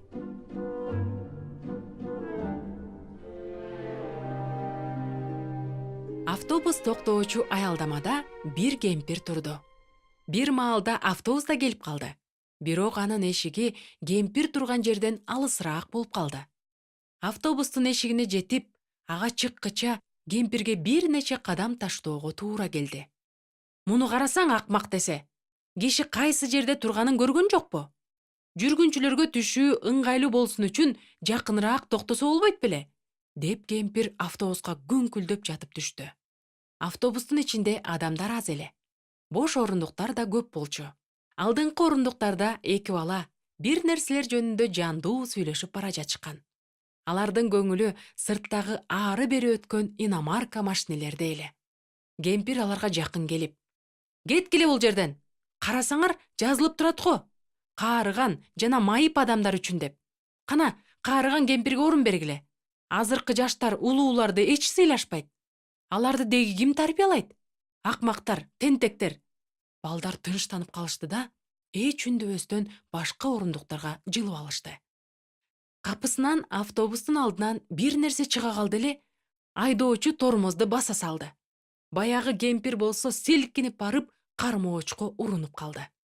«Сен эмне, отун жүктөп бара жатасыңбы? Ушуга окшогондорго айдоочу күбөлүгүн ким берди экен? Каракчы, кылмышкер, мен жараат алдым. Сениби шашпа, сотко берем», деп кемпир кыйкырды эле. Жүргүнчүлөр коркуп кетишти. Ошентип жүргүнчүлөр чыгуу үчүн алардын түшөөр маалы келе элек болсо да, алдыга жыла башташты. Себеби ажаан кемпир менен бирге бир автобуста болууну эч ким каалаган жок. Эки бала да, иномаркаларды сүйүүчүлөр, кийинки аялдамадан түшүүгө камана башташты. Бирок баягы ажаан кемпир тепкичке жулунуп жетип, балдарды түрткүлөп, чыгуу жолунда тоскоол болбоосун талап кылып кыйкырды. Балдар кемпирди алдыга өткөрүштү. Анан бардыгы автобустан түшүп кетишти. Бирок тиги кемпир болсо түшкөн аялдамада туруп алып, дагы деле урушканын токтоткон жок. Ташбоор адамдар жөнүндөгү ойлорунун бардыгын кыйкырып чыгарып алган соң, бийик үйлөр жайгашкан тарапка бет алды.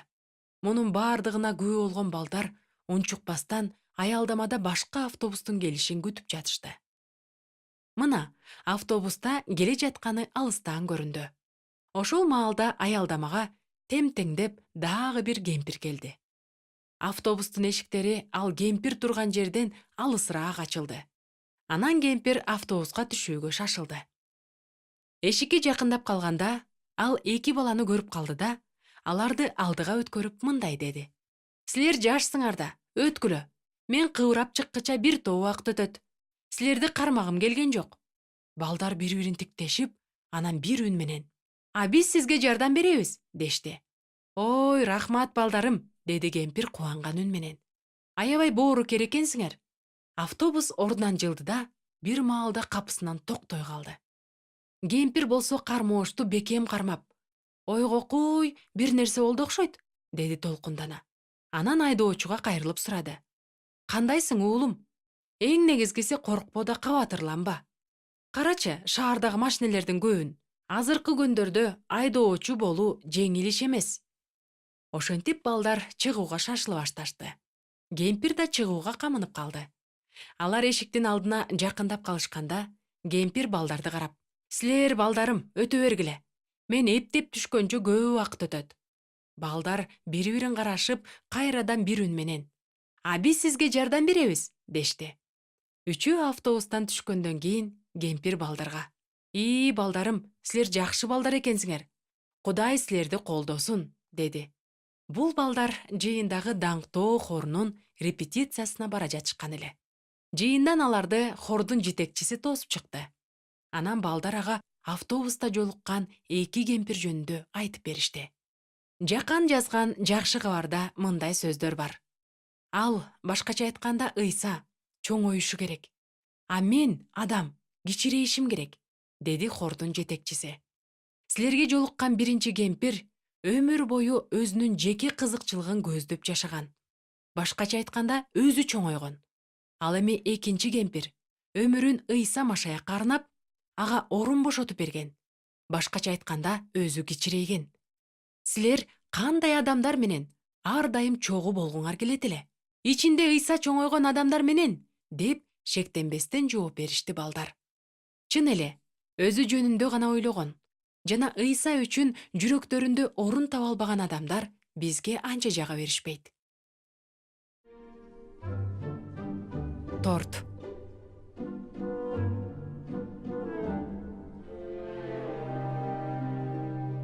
чоң майрам жакындап калган эле.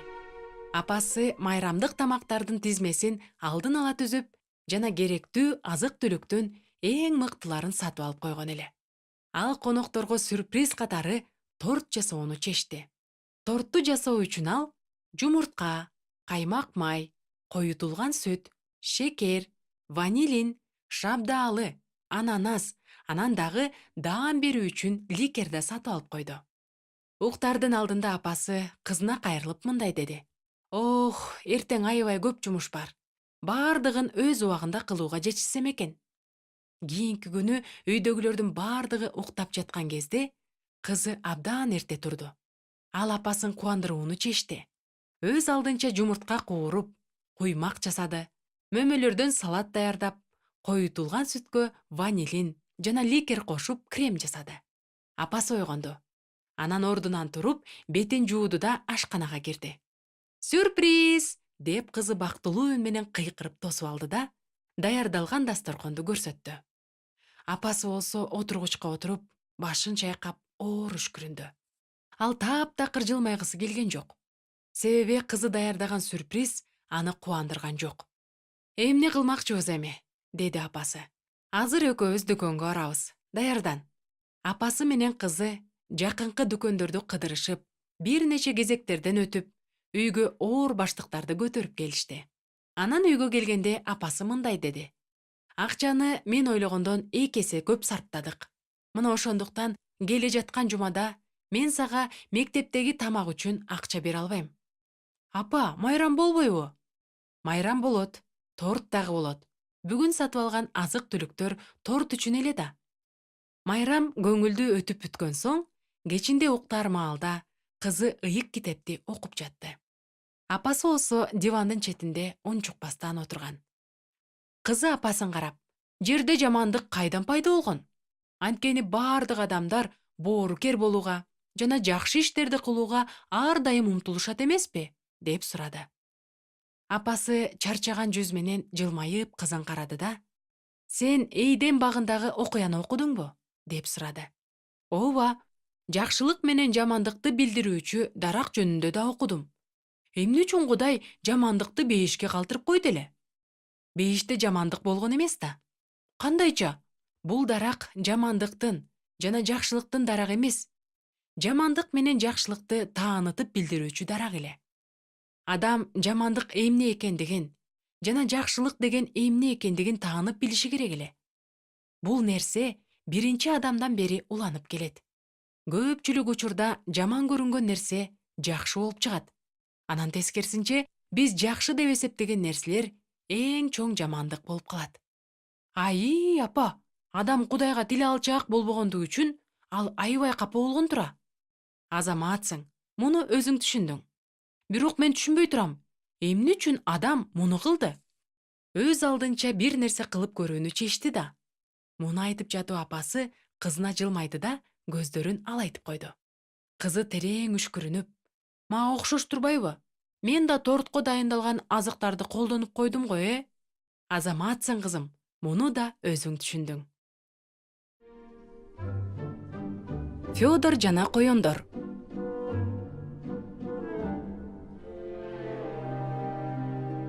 Күн бийик көтөрүлүп калган эле. Фёдор сергек ойгонуп, бети колун жууп, кийинип, жакшылап тамактанып алып, эшиктин алдына чыкты. Үйүнүн алдында туруп алып, кошуналарынын үйлөрүнө көз жүгүртүп: «Дагы деле уктап жатышат. А мен болсо ишке даярмын», деди. Фёдор колуна кетменин көтөрүп алып, огородуна жөнөдү. Огороддун так ортосунда: «Бул менин огородум. Эч кимге кирүүгө болбойт», деген жазуусу бар тактайча шыргыйда бийик илинип турду. Фёдор огородчу капусталар өскөн жөөккө келип, ар бир капустанын түбүн жумшарта баштады. Жөөк абдан чоң, капусталар көп өскөн эле. Фёдор чын дилден берилип иштеп жатты. Бир маалда ал огородко уурданып келе жаткан коёнду капысынан көрүп калды. Капустанын катарында өсүп турган кызылчанын жалбырактарына жашынып, коён түйүлгөн капустага жакындады. Фёдор ачуусу ушунчалык келгендиктен кекештене мындай деди: «Сен эмне кылып жатасың? Сен кандайча? Деги сен менин огородума киргенге кантип батындың? Бул жерде жазылып турбайбы? Коен арткы эки бутуна турду да Федорго бурулуп: Дегиңкиси, мен бул жерге келгенимдин себеби сен кандай азамат экениңди, огородуңду абдан тыкаан карай турганыңды айтайын дегем, деди. Федордун жүзүндө мактанган жылмаюу пайда болду. Муну көргөн коен ага акырындап жакындады да сөзүн уланта: Эч кимдин жемиштери сеникинчелик жакшынакай эмес. Мисалы, Степанды алсак, деди коен кошунанын огородуна колун шилтеп. Аныкында айтып коеюн, отоо чөптөн башка эч нерсе өспөйт. А Василийчи, ал таптакыр жер казганды да билбейт. Ал өзүнүн устаканасында балкасы менен ургулап турса эле болду. Федор коендун сөздөрүнө алаксып, башкалардын огородун карап, башын ары-бери бургулап жатты. Ошол маалда коен бир капустаны сындырды да, артына бекитип, токойду көздөй кетенчиктеп: Эми сени кармабайын, ишиңди уланта бер, деп коштошту. Коен кетип калды. Федор болсо жерди жумшартканын уланта баштады. Ошондо гана жөөктөгү тик чийип турган капустанын тамырын көрдү. Ах, сениби алдамчы десе, деди ал толкундана. Кантип бул ишке батынды, ууру десе. Ошентип Федордун иштөөгө каалоосу жоголуп, үйүнө жеңил тамактануу үчүн кирип кетти. Жүрөгү оордонуп, тамактанып, бир аз эс алган соң, кайрадан огородко жөнөдү. Бирок алгач сыйынып алууну чечти. Теңир, мени ушул коендон сактачы. Сен ал кандай мытаам экендигин билесиң го. Федор огородко келип, жерди кайрадан жумшарта баштады. Абдан чарчады. Таалыган арка белин кээрип алуу үчүн өйдө көтөрүлдү да, токойдон анын огородуна чуркап келе жаткан коенду көрүп: Кет мындан, жогол! Деп кыйкырды. Коен болсо Федордун кыйкырыгын укмаксанга салып, ага жакындап, арткы бутуна турду да, эч камырабаган үн менен: Ой, менин курсагым ток. Сага мен дос катары кеңеш берейин деп келдим. Федор кетменин ары коюп, шектенип жатып сурады: анан? Сен капустаны эле өстүрө бересиң. Сабизди дагы эгип койсоң, мындан да жакшы болмок, деди коен. Балким капустанын түшүмү болбой калаттыр. Федор коендун сунушун ойлонуп, жерди карап калды. А коен болсо, учурдан пайдаланып, дагы 2 капустаны сындырды да, эптеп колуна батыра, аркасына катып, токойду карай кетенчиктей баштады. Макул анда, жакшы тур, эмгекчил, деп коштошту коен. Федор дагы 2 капустанын жоголгонун көрүп, мурункусунан да аша капа болду. Деги бул эмнеси? Бул кандай ууруга туш болдум мен? Федор ыйлап жиберди да, мындай деп сыйынды: Теңир, мени чыгым болуудан сактачы, ушул коендон коргочу. Ыйлап сыйынган соң, ал жерди жумшартууну уланта баштады. Ошол кезде жазуу илинген шыргыйдын жанында бир эмес, 2 коен келип калган экен. Ар бири жонуна баштык илип алыптыр. Федор коендорду көрөр замат кыйкырды: Кеткиле мындан, жоголгула, уятсыз уурулар. Дос, эмне мынча кыйкырасың? Деди таң калган коендордун бири. Сенин боорукердигиң жана ийкемдүүлүгүң жөнүндө шеригиме айтып бердим. Ал сени менен тааныштырып коюумду абдан суранды. Анан сендей жакшы адамды ага көрсөтөйүн деп ойлодум. Федор тамшана үшкүрүнүп мындай деди: Албетте, ар дайым жакшы иштерди кылууга аракет кылам. Кел отурчу, деп сунуштады коен. Бирге баарлашалы. Боорукердик жана ырайымдуулук жөнүндө сөз кылалы. Огородчу жагымдуу сөздөрдү угуу үчүн коенго жанаша отура калды.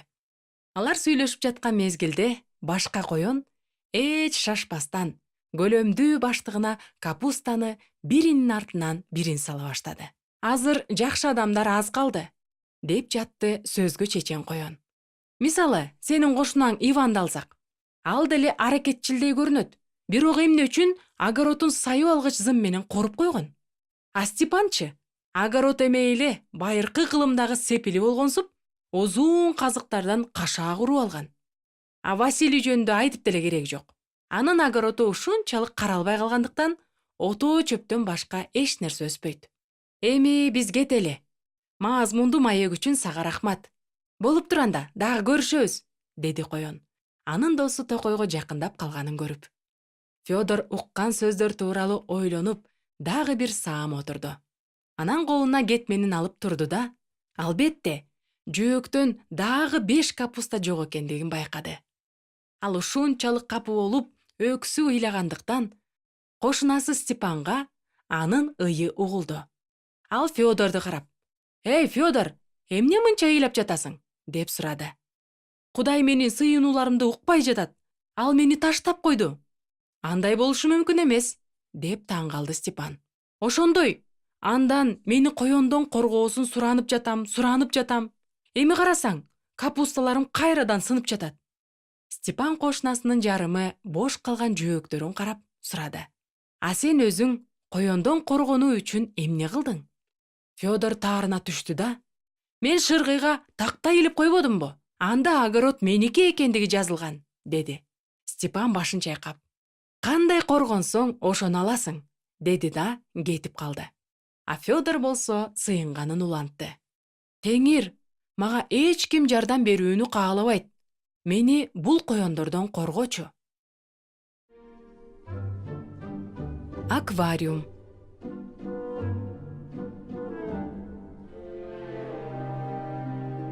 Эң кооз жана сонун аквариумдардын биринде анын жашоочулар үчүн абдан ыңгайлуу шарттар түзүлгөн эле. Анын түбүнө майда таштар тизилип, балыктар жашынуу үчүн эң сонун далдалар коюлган. Балыктарга өз убагында тамактар берилип турчу. Суу дагы атайын аспаптын жардамы менен ар убакта таза кычкылтек менен байытылып турчу. Балыктар оорубашы үчүн аквариумдун ичине микробторду өлтүрүп туруучу дары өсүмдүктөр отургузулган эле. Балыктар бул өсүмдүккө жакын келишип, ага арты менен кырынышчу. Күндөрдүн биринде бир шамдагай балык бул дары өсүмдүктү даамдап көрүүнү чечти.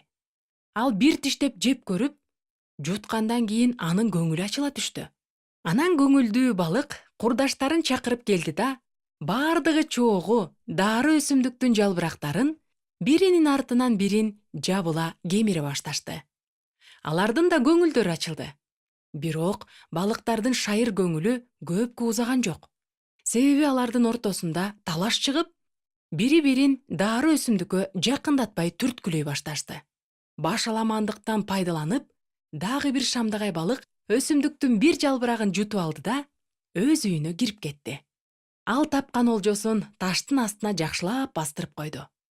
Көп өтпөй эле ал таштын астында курттар пайда болушту. Анан балык бир куртту жеп көрдү эле, ага жагып калды. Шамдагай балык курдаштарын конокко чакырды да, аларга курттарды берип сыйлай баштады.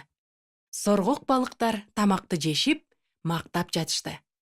Курттун бардыгы түгөнгөндөн кийин келген балыктар эки жагын карашып, дагы эмне бар экендигин издей башташты. Бирок жегенге эч нерсе таппаган соң, алар бири-бирине жулунуп, тиштегилей башташты. Акырында бир тойбос балык башка балыкты жутуп койду. Ошондон кийин аквариумда жашоо кооптуу болуп калды. Себеби балыктар бири-бирин жей баштаган эле. Ошол кезде дары өсүмдүктүн бир гана сөңгөгү калган. Эми ал микробтор менен күрөшө албай куурай баштады. Курттар да ушунчалык көбөйүшүп, аквариумдун түбүнө толуп кетишкендиктен суу кирдеп, сасып кетти. Балыктар ооруп, өлө башташты.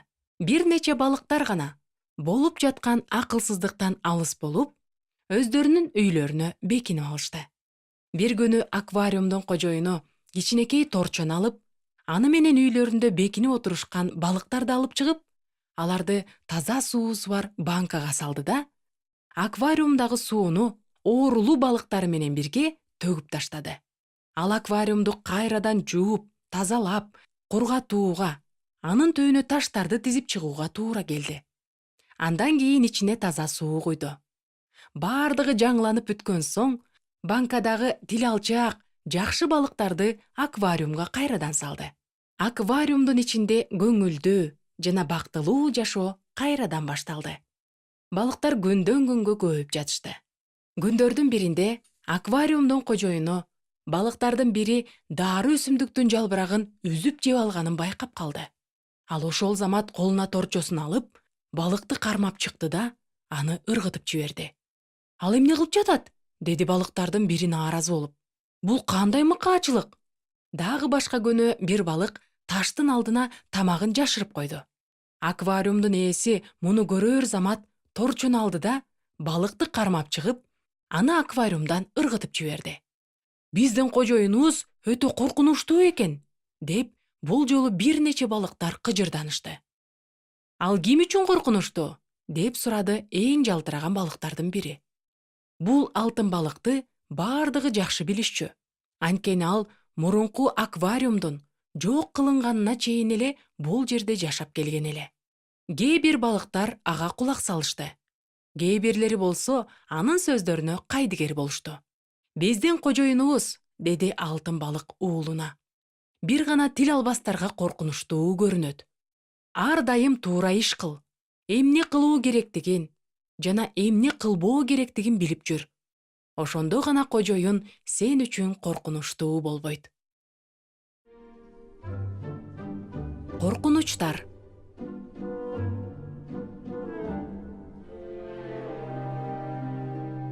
Автобус токтоочу жайга бир машина келип токтоду да, айдоочу терезесин түшүрүп, аялдамада күтүп турган адамдардын бирин чакыра мындай деп кыйкырды. Денис, кел жеткирип коеюн. Жакшы болбоду, Кирилл, деди Денис машинага отура калып. Анын эшигин жапты. Байкашымда айдоочу күбөлүгүн алган окшойсуң, Ооба, алдым. Чынын айтсам, өзүм да ишене албай турам. Денис болсо оор үшкүрүнүп мындай деди. А мен болсо эч качан айдоочу күбөлүгүн ала албайт окшойм. Аракет кылып көрдүңбү? Ооба, аракет кылгам. Анда эмнеге ала алган жоксуң? Корком. Тыюу салган белгилердин жана көрсөткүчтөрдүн көптүгүнөн башым айланып, кайсы жака жана эмне үчүн бара жатканымды унутуп коем. Ой, койсоңчу, деди Кирилл таң калып. Ушундай да болобу? Ооба, көп жолу болгон. Мисалы, кирүүгө тыюу салынат деген белгини көрсөм эле коркуп баштайм. А эмнеден? Мен эрежени бузуп, кирүүгө тыюу салынган жака бара жаткандай сезиле берет. Кирилл кырып күлүп, бирок сен ал жака кирген жоксуң да, деди. А мага кирип кеткендей сезиле берет. Тыюу салынган белгини көргөндө эле ошол эрежени бузгандай боло берем. Тыюу салынган белгилер өтө коркунучтуу. Себеби эрежени бузсаң, сени жаза күтүп турат. Дагы бир мисал айтайын. Түз айдап бара жатам дейли. Анан алдымда кайрылуу үчүн жер деген белгини көрдүм. Анан мен түз барышым керек болсо да, ошол белги көрсөткөндөй кайрылып кетем. Муну угуп турган Кирилл башын чайкап. Кандай ойлойсуң? Белгилер эмне үчүн керек? Сен үйүңдө эле отура беришиң үчүнбү? Белгилердин максаты бул сен машина айдап бара жатканда көчөлөрдө жана жолдордо тартип болушу керек. Бирок сени мен түшүнүп турам. Менде да ушуга окшогон коркунучтар бар. Бирок башка нерседе. Эгерде экөөбүздүн маегибизге кармансак, мен да ыйык китепти окуганымда өзүмдү ошол замат күнөөкөр же эрежени бузуучу экенимди көрөм. Мисалы, Теңирдин ишин шалаакылык менен кылган адамга каргыш деп жазылган. Ушул сөздөрдү окуганда мен коркуп баштайм. Анан бир нерсе кылуудан коркуп, эч нерсе кыла албай калам. А эмнеге коркосуң?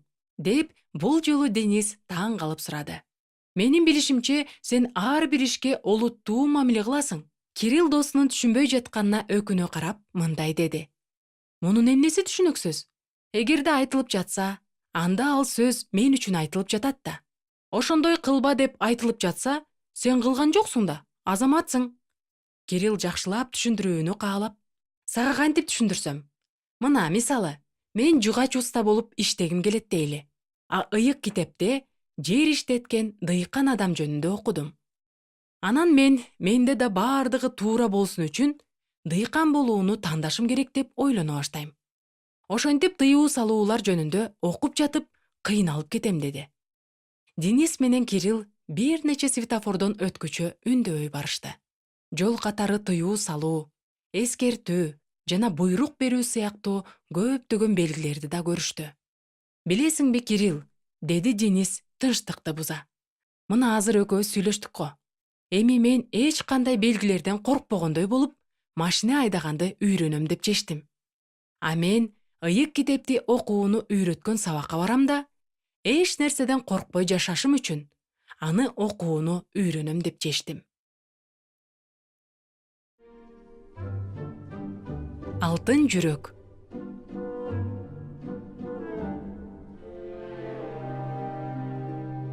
алтын жүрөк адам деген атка конгон бир адам жашаган экен. Ал беришен, боорукер жана башкалар менен мамилелешкенди сүйгөн адам эле. Көп адамдар анын бул мүнөзүн өздөрүнүн кызыкчылыгы үчүн колдонушчу. Ыйса Машаяк муну көрүп турчу. Күндөрдүн биринде алтын жүрөк адам деп аталган адамга Ыйса мындай деди: баарынан да сактай тургандардан жүрөгүңдү сакта. Макул, деди тиги адам. Бирок бул оңой эмес, деп алдын ала эскертти Ыйса Машаяк. Жүрөгүңдү мага берсең жакшы болот. Жок, деди боорукер адам чечкиндүү. Мен өзүм деле аны жакшы сактай алам.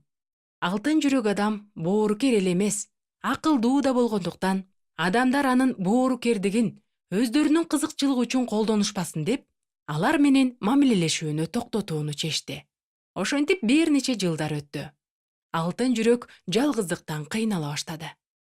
Күндөрдүн биринде алтын жүрөк адам жашаган үйдүн эшигин бирөө тыкылдатты. Бул ким, деп сурады ал. Бул биз, сенин кошуналарың. Сага кубаныч менен көңүл ачууну алып келдик. Үйдүн кожоюну эшигин кенен ачып, бардык меймандостугу менен конокторду тосуп алды. Ошентип анын жашоосуна көңүл ачуу кирип келди. Түгөнбөгөн анекдоттор, адепсиз тамашалар, күнү түнү уланган отуруштар, күлкү каткырыктар, майрамдык тополоң, талаш тартыштар жана акыркы ушактардын берилүүсү. Ошондой күндөрдүн биринде алтын жүрөк адам абдан чарчагандыктан жакшылык кылууга жана боорукер болууга күчү калбай калды. Анан ал эч болуп көрбөгөндөй кайгыга батып кетти. Бир күн анын эшиги дагы тыкылдады. Бул ким, деди кожоюн кыжырданган үн менен. Бул биз, сенин досторуң. Сага тынчтык менен бейпилдикти алып келдик. Ал эшигин аларга кенен ачты. Жаңы достору аны эч нерсе тууралуу кабатыр болбоону үйрөтүштү. Башкалар сени боорукер же ташбоор дешеби, берешен же сараң дешеби, тирүү же өлүк дешеби? Анын кандай айырмасы бар? Чындап эле кандай айырмасы бар? Деп алтын жүрөк адам буга макул болду. Ошол замат анын жүрөгүн кайдыгерлик байлап алды. Анан ал бардыгына кайдыгер жана көңүл кош караган ташбоор адамга айланды. Ал тегерегиндеги болуп жаткан адилетсиздикти жана кордукту, адамдардын кыйналып, азап тартканын көрүп турду. Бирок бул жөнүндө ойлонгусу келген жок. Анан көп өтпөй, ал дүйнөдөгү ташбоордукка көнүп, өзү да ташбоор, түнт, таарынчак адамга айланып, башкаларга жараат келтире баштады. Анын жашоосу баш аламандыкка толду. Ошондон кийин ал кайрадан Ыйса Машаякты жолуктурду. Ал ага кайрадан мындай деди: мага жүрөгүңдү берчи. Бирок менин жүрөгүм абдан бузулган. Эч нерсеге жарабай да калды, деп акырын гана көбөрөдү алтын жүрөк адам. Баары бир аны мага бер, деди Ыйса Машаяк. Макул анда, ал, мени кечир. Ыйса Машаяк алтын жүрөк адамды жакында эле достору менен ушакташып жаткан адамдарга алып келди. Аларды көргөндө алтын жүрөктү уят менен өкүнүч куйкалап кетти. Ыйса Машаяк аны оорулар менен жакырчылыктан азап тарткан адамдардын жанынан жетелеп өттү. Бактысыз жана жакыр адамдарды көргөндө алтын жүрөк көтүр алгыс кайгыдан жарылып кетчүдөй болуп жатты. Бир саамга ал өлүп калгандай болуп сокпой да калды. Бирок күтүүсүздөн жүрөккө жаңы күч кирип, ал боорукердик, берешендик жана тынчтыкка толуп кайрадан сого баштады. Рахмат сага, Ыйса! Менин жүрөгүмө эмне керектигин мен эми билдим, деди ал бактылуу болуп. Эми мен силерге өзүмдүн тынчтыгымды берип жатам. Бул дүйнө бере албаган тынчтыкты берип жатам, деген сөздөрүңдү түшүндүм. Анан дагы сенин, уулум, мага жүрөгүңдү бер, деп айтканыңдын себебин да түшүндүм. Кайрадан эшик кагылды. Бул ким? Деп сурады кожоюн. Бул биз, сенин кошуналарың. Сага кубаныч менен көңүл ачууну алып келдик. Мага силердин кубанычыңардын да, көңүл ачууңардын да кереги жок, деп жооп берди алтын жүрөк адам. Мен силерди киргизбейм. Эшикти кайрадан тыкылдатышты. Алтын жүрөк адам мурунку эле сөздөрдү укту. Бул биз, сенин досторуң. Сага тынчтык менен бейпилдикти алып келдик. Мага силердин тынчтыгыңар менен бейпилдигиңердин кереги жок, деп чечкиндүү жооп берди кожоюн. Мен силерди киргизбейм. Алтын жүрөк адам үйүнөн чыгып, бардык адамдарга боору кердикти, назиктикти жана сүйүүнү берип жүрдү. Муну кылуудан ал эч тажаган жок. Мен үйрөнөм.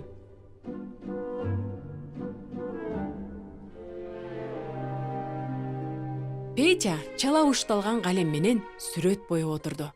Калемдин учу кагазды тыткылап, кыйшайган чийимдерди калтырып жатты.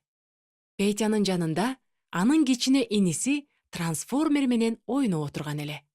Ал Петянын сүрөтүн карап, калемди уштап алыш керек экен, деди. Петя таарынган үн менен, сенин калемиң да жок, деп борс этти да сүрөтүн бырыштырып салды. Бир күнү Петя иниси экөө бала бакчага бара жатышкан эле. Петянын бут кийиминин боосу чечилип, жерге сүйрөлүп бара жатты. Иниси аны карап, токтой турчу, сен бут кийимиңдин боосун байлап алышың керек, деди. Петя таарынып, өзүңдү билип алчы, деп жооп берди. Ошентип алар бала бакчанын эшигине жакындашты. Анан иниси Петяга дагы бир нерсени айтты. Эжекең менен саламдашканды унутпа, болбосо сага кайрадан эскертүү беришет. Петя кайрадан таарына, сенин ишиң эмне? Сага эскертүү берип жатышты беле, деди. Бир күн бою Петя күңкүлдөп жүрдү. Түшкү тамакты ичип жатканда да, эс алууга бара жатканда да, керек болсо бала бакчадан үйүнө келгенде да. Ошентип ал күңкүлдөп жашап жүрө берди. Анан чоңоюп, мектепке бара турган убакыт келди. Бир күнү мугалим Петяны карап, сен үй тапшырмаңды абдан начар жазгансың. Кайрадан жазып чыгышың керек. Жакшылап аракеттен, макулбу? Деди. Петя үйүнө келип нааразы болуп баштады. Мен эмне, аракет кылбай жатамбы? Бардыгы эле 5 окуй беришпейт да. 8-класс болгондо Петя эмгек сабагынын тапшырмасы боюнча мектептин гардеробуна тагуу үчүн темирден сандарды кесип жатты. Анан эмгек сабагынын мугалими: "Кел, мен сага ыңгайлуу болуш үчүн бул аспапты кантип кармашты үйрөтөйүн", деди. Петя дагы таарынып, "Мен өзүм билем, мага кандай ыңгайлуу же ыңгайлуу эмес деген", деп борсулдады. Агай болсо ийинен куушуруп, "Сени үйрөнгүсү келип жатат го деп ойлодум", деди. Ошентип жүрүп Петя чоңоюп, эржетти. Ал өзүнө карата айтылган орой, өзнөкүн бербеген, өжөр экендиги тууралуу сөздөрдү көп укчу. Бирок баары бир кулак салчу эмес. Бир күнү ага жыйындан да эскертүү айтышты. "Пётр, адамдар менен мынтип орой сүйлөшүүгө болбойт. Ар ким өзүн байкап жүрүшү керек да", деди ал адатынча. Дагы башка жолу андан: "Бул чоң энеге жардам берип койчу. Ал сен жашаган үйдө жашайт. Өз алдынча жыйынга келе албайт экен. Сен машинаң бар эмеспи? Аны ала келсең жакшы болот эле", деп суранып калышты. "Эмне эле мени баарыңар карап турасыңар?" деди ачуулана Пётр. "Өзүңөр жардам бергиле ал кемпирге. Менин кандай тиешем бар буга? Эмне эле мага кандай болуш керектигин үйрөтө бересиңер? Биз сени бир нерсени үйрөнгүсү келет деп ойлогон элек". Бул жолу Пётр эч нерсе деп жооп берген жок. Ал баягы эмгек сабагынан берген мугалими эсине түштү. Көп жыл мурда ал да так эле ушул сөздөрдү айткан эле. Пётр үйүнө келип, 4 парак кагаз алып, ар бирине бир эле суроону жазды. Эмне үчүн адамдар мага эскертүүлөрдү айтып беришет? Биринчи кагазга ал мындай жооп жазды: "Себеби мени бардыгы жек көрүшөт". Экинчисине: "Себеби мени жакшы көрүшөт". Үчүнчүсүнө: "Мага бардыгы жамандык каалашат". Төртүнчүсүнө: "Мага бардыгы жакшылык каалашат". Андан соң ал алдыда турган кагаздарды көпкө карап, алардын ордун алмаштырып, бирин жакыныраак коюп, башкасын алысыраак түртүп жатты. Дагы бир саам ойлонгондон кийин Пётр кагаздардын экөөсүн бырыштырып, таштанды салган чакага ыргытып таштады. Ал ыргытылган кагаздагы сөздөрдү жалган деп эсептеген сөздөр эле. Жыйынтыгында анын колунда "Себеби мени жакшы көрүшөт жана мага бардыгы жакшылык каалашат" деген 2 жооп калды. Пётр терең дем алып, өзүнө өзү: "Мен эми таарынбайм, мен үйрөнөм", деп бекем чечим чыгарды. Каардуу доктур.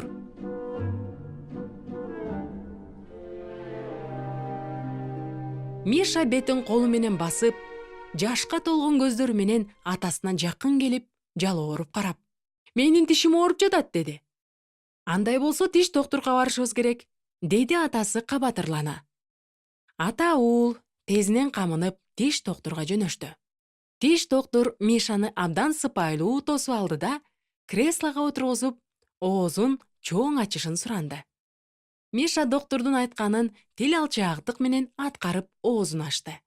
Доктур Мишанын оозун, тиштерин карап, тиштериң сонун тегиз экен. Кана санайлычы, канча тишиң бар? 1, 2, 3, 32 тишиң бар экен. Азаматсың. Сен абдан тартиптүү жана жакшы бала экенсиң. Сылык сыпаа сүйлөйт экенсиң. Эми тура кой, Миша. Үйүңө бара бер. Сен азаматсың, деп Мишаны кое берди. Миша доктурдун айткан ар бир сөзүнөн жыргап, бактылуу жүзү менен креслодон туруп, доктурдун бөлмөсүнөн кубаныч менен жаркырап чыкты.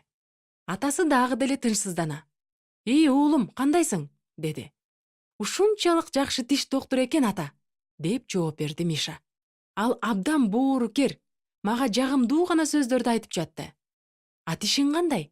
Деп атасы тактап сурады. Ой, ооруп жатат. Атасы Мишаны колунан жетелеп, башка тиш доктурга алып жөнөдү. Миша доктурдун бөлмөсүнө кирип, креслого отуруп, оозун ачты. Ай, кандай жаман кариес, деди каардуу үн менен доктур. Менин 32 тишимдин бардыгы аппак, анан теп-тегиз, деди Миша таарынган үн менен. Анысы аз келгенсип көптөн бери турган эски, каралбаган кариес экен, деп доктур Мишанын айтканына кулак салбастан сүйлөй берди. Тишиңди даарылап, анан пломба коюшубуз керек. Тишимди чукуйсузбу? Деп Миша коркуп кетти. Чукушум керек, деди доктур чечкиндүү үн менен. Бардык чириген, ириңдеген жерлерин тазалап чыгышым керек да. Андан соң гана пломба коем. Миша ыйлап жиберди. Суранам. Мен мындан ары ширин эч нерсе жебейм. Ачуу даарыны ичем. Апам менен атамдын айтканын угам. Тишимди чукулабай эле коюңузчу, суранам. Доктур кабагын бүркөп. Сен шириндиктерди жейсиң. Ачуу даарыны ичүүнүн кажети жок. Ал эми мен сенин тишиңди даарылап, айыктырып койгондон кийин апаң менен атаңдын айтканын сөзсүз угушуң керек. Бул учурда атасы Мишаны коридордо күтүп отурган эле. Ал боор машинанын зырылдаганын, темирден жасалган аспаптардын шаңгыраганын, Мишанын онтоп ыйлап жатканынын бардыгын угуп турду. Бир маалда бардыгы тынчып, доктурдун бөлмөсүнөн Миша чыкты. Уулум, кандайсың? Деп сурады кабатырланган үн менен атасы. Миша чөнтөгүнөн конфет алып чыгып, сыртын арчып, кагазын атасына карматты да, конфетти толугу менен оозуна тыгып, бул каардуу доктурга эч качан келбейм, деди. Менин 32 аппапак жана теп-тегиз тишим бар. Ал болсо бир эле жалгыз кариести көрүп калып, ошол жөнүндө гана токтобой сүйлөй берди. А тишиңчи, кантип калды? Деп атасы кайрадан сурады. Тишим ооруган жок. Бирок баары бир бул доктурга экинчи келбейм. Тишимди жууйм, сүттөн көп ичем, быштактан жейм, тамактан кийин оозумду чайкап турам. Бирок бул доктурга эч качан келбейм.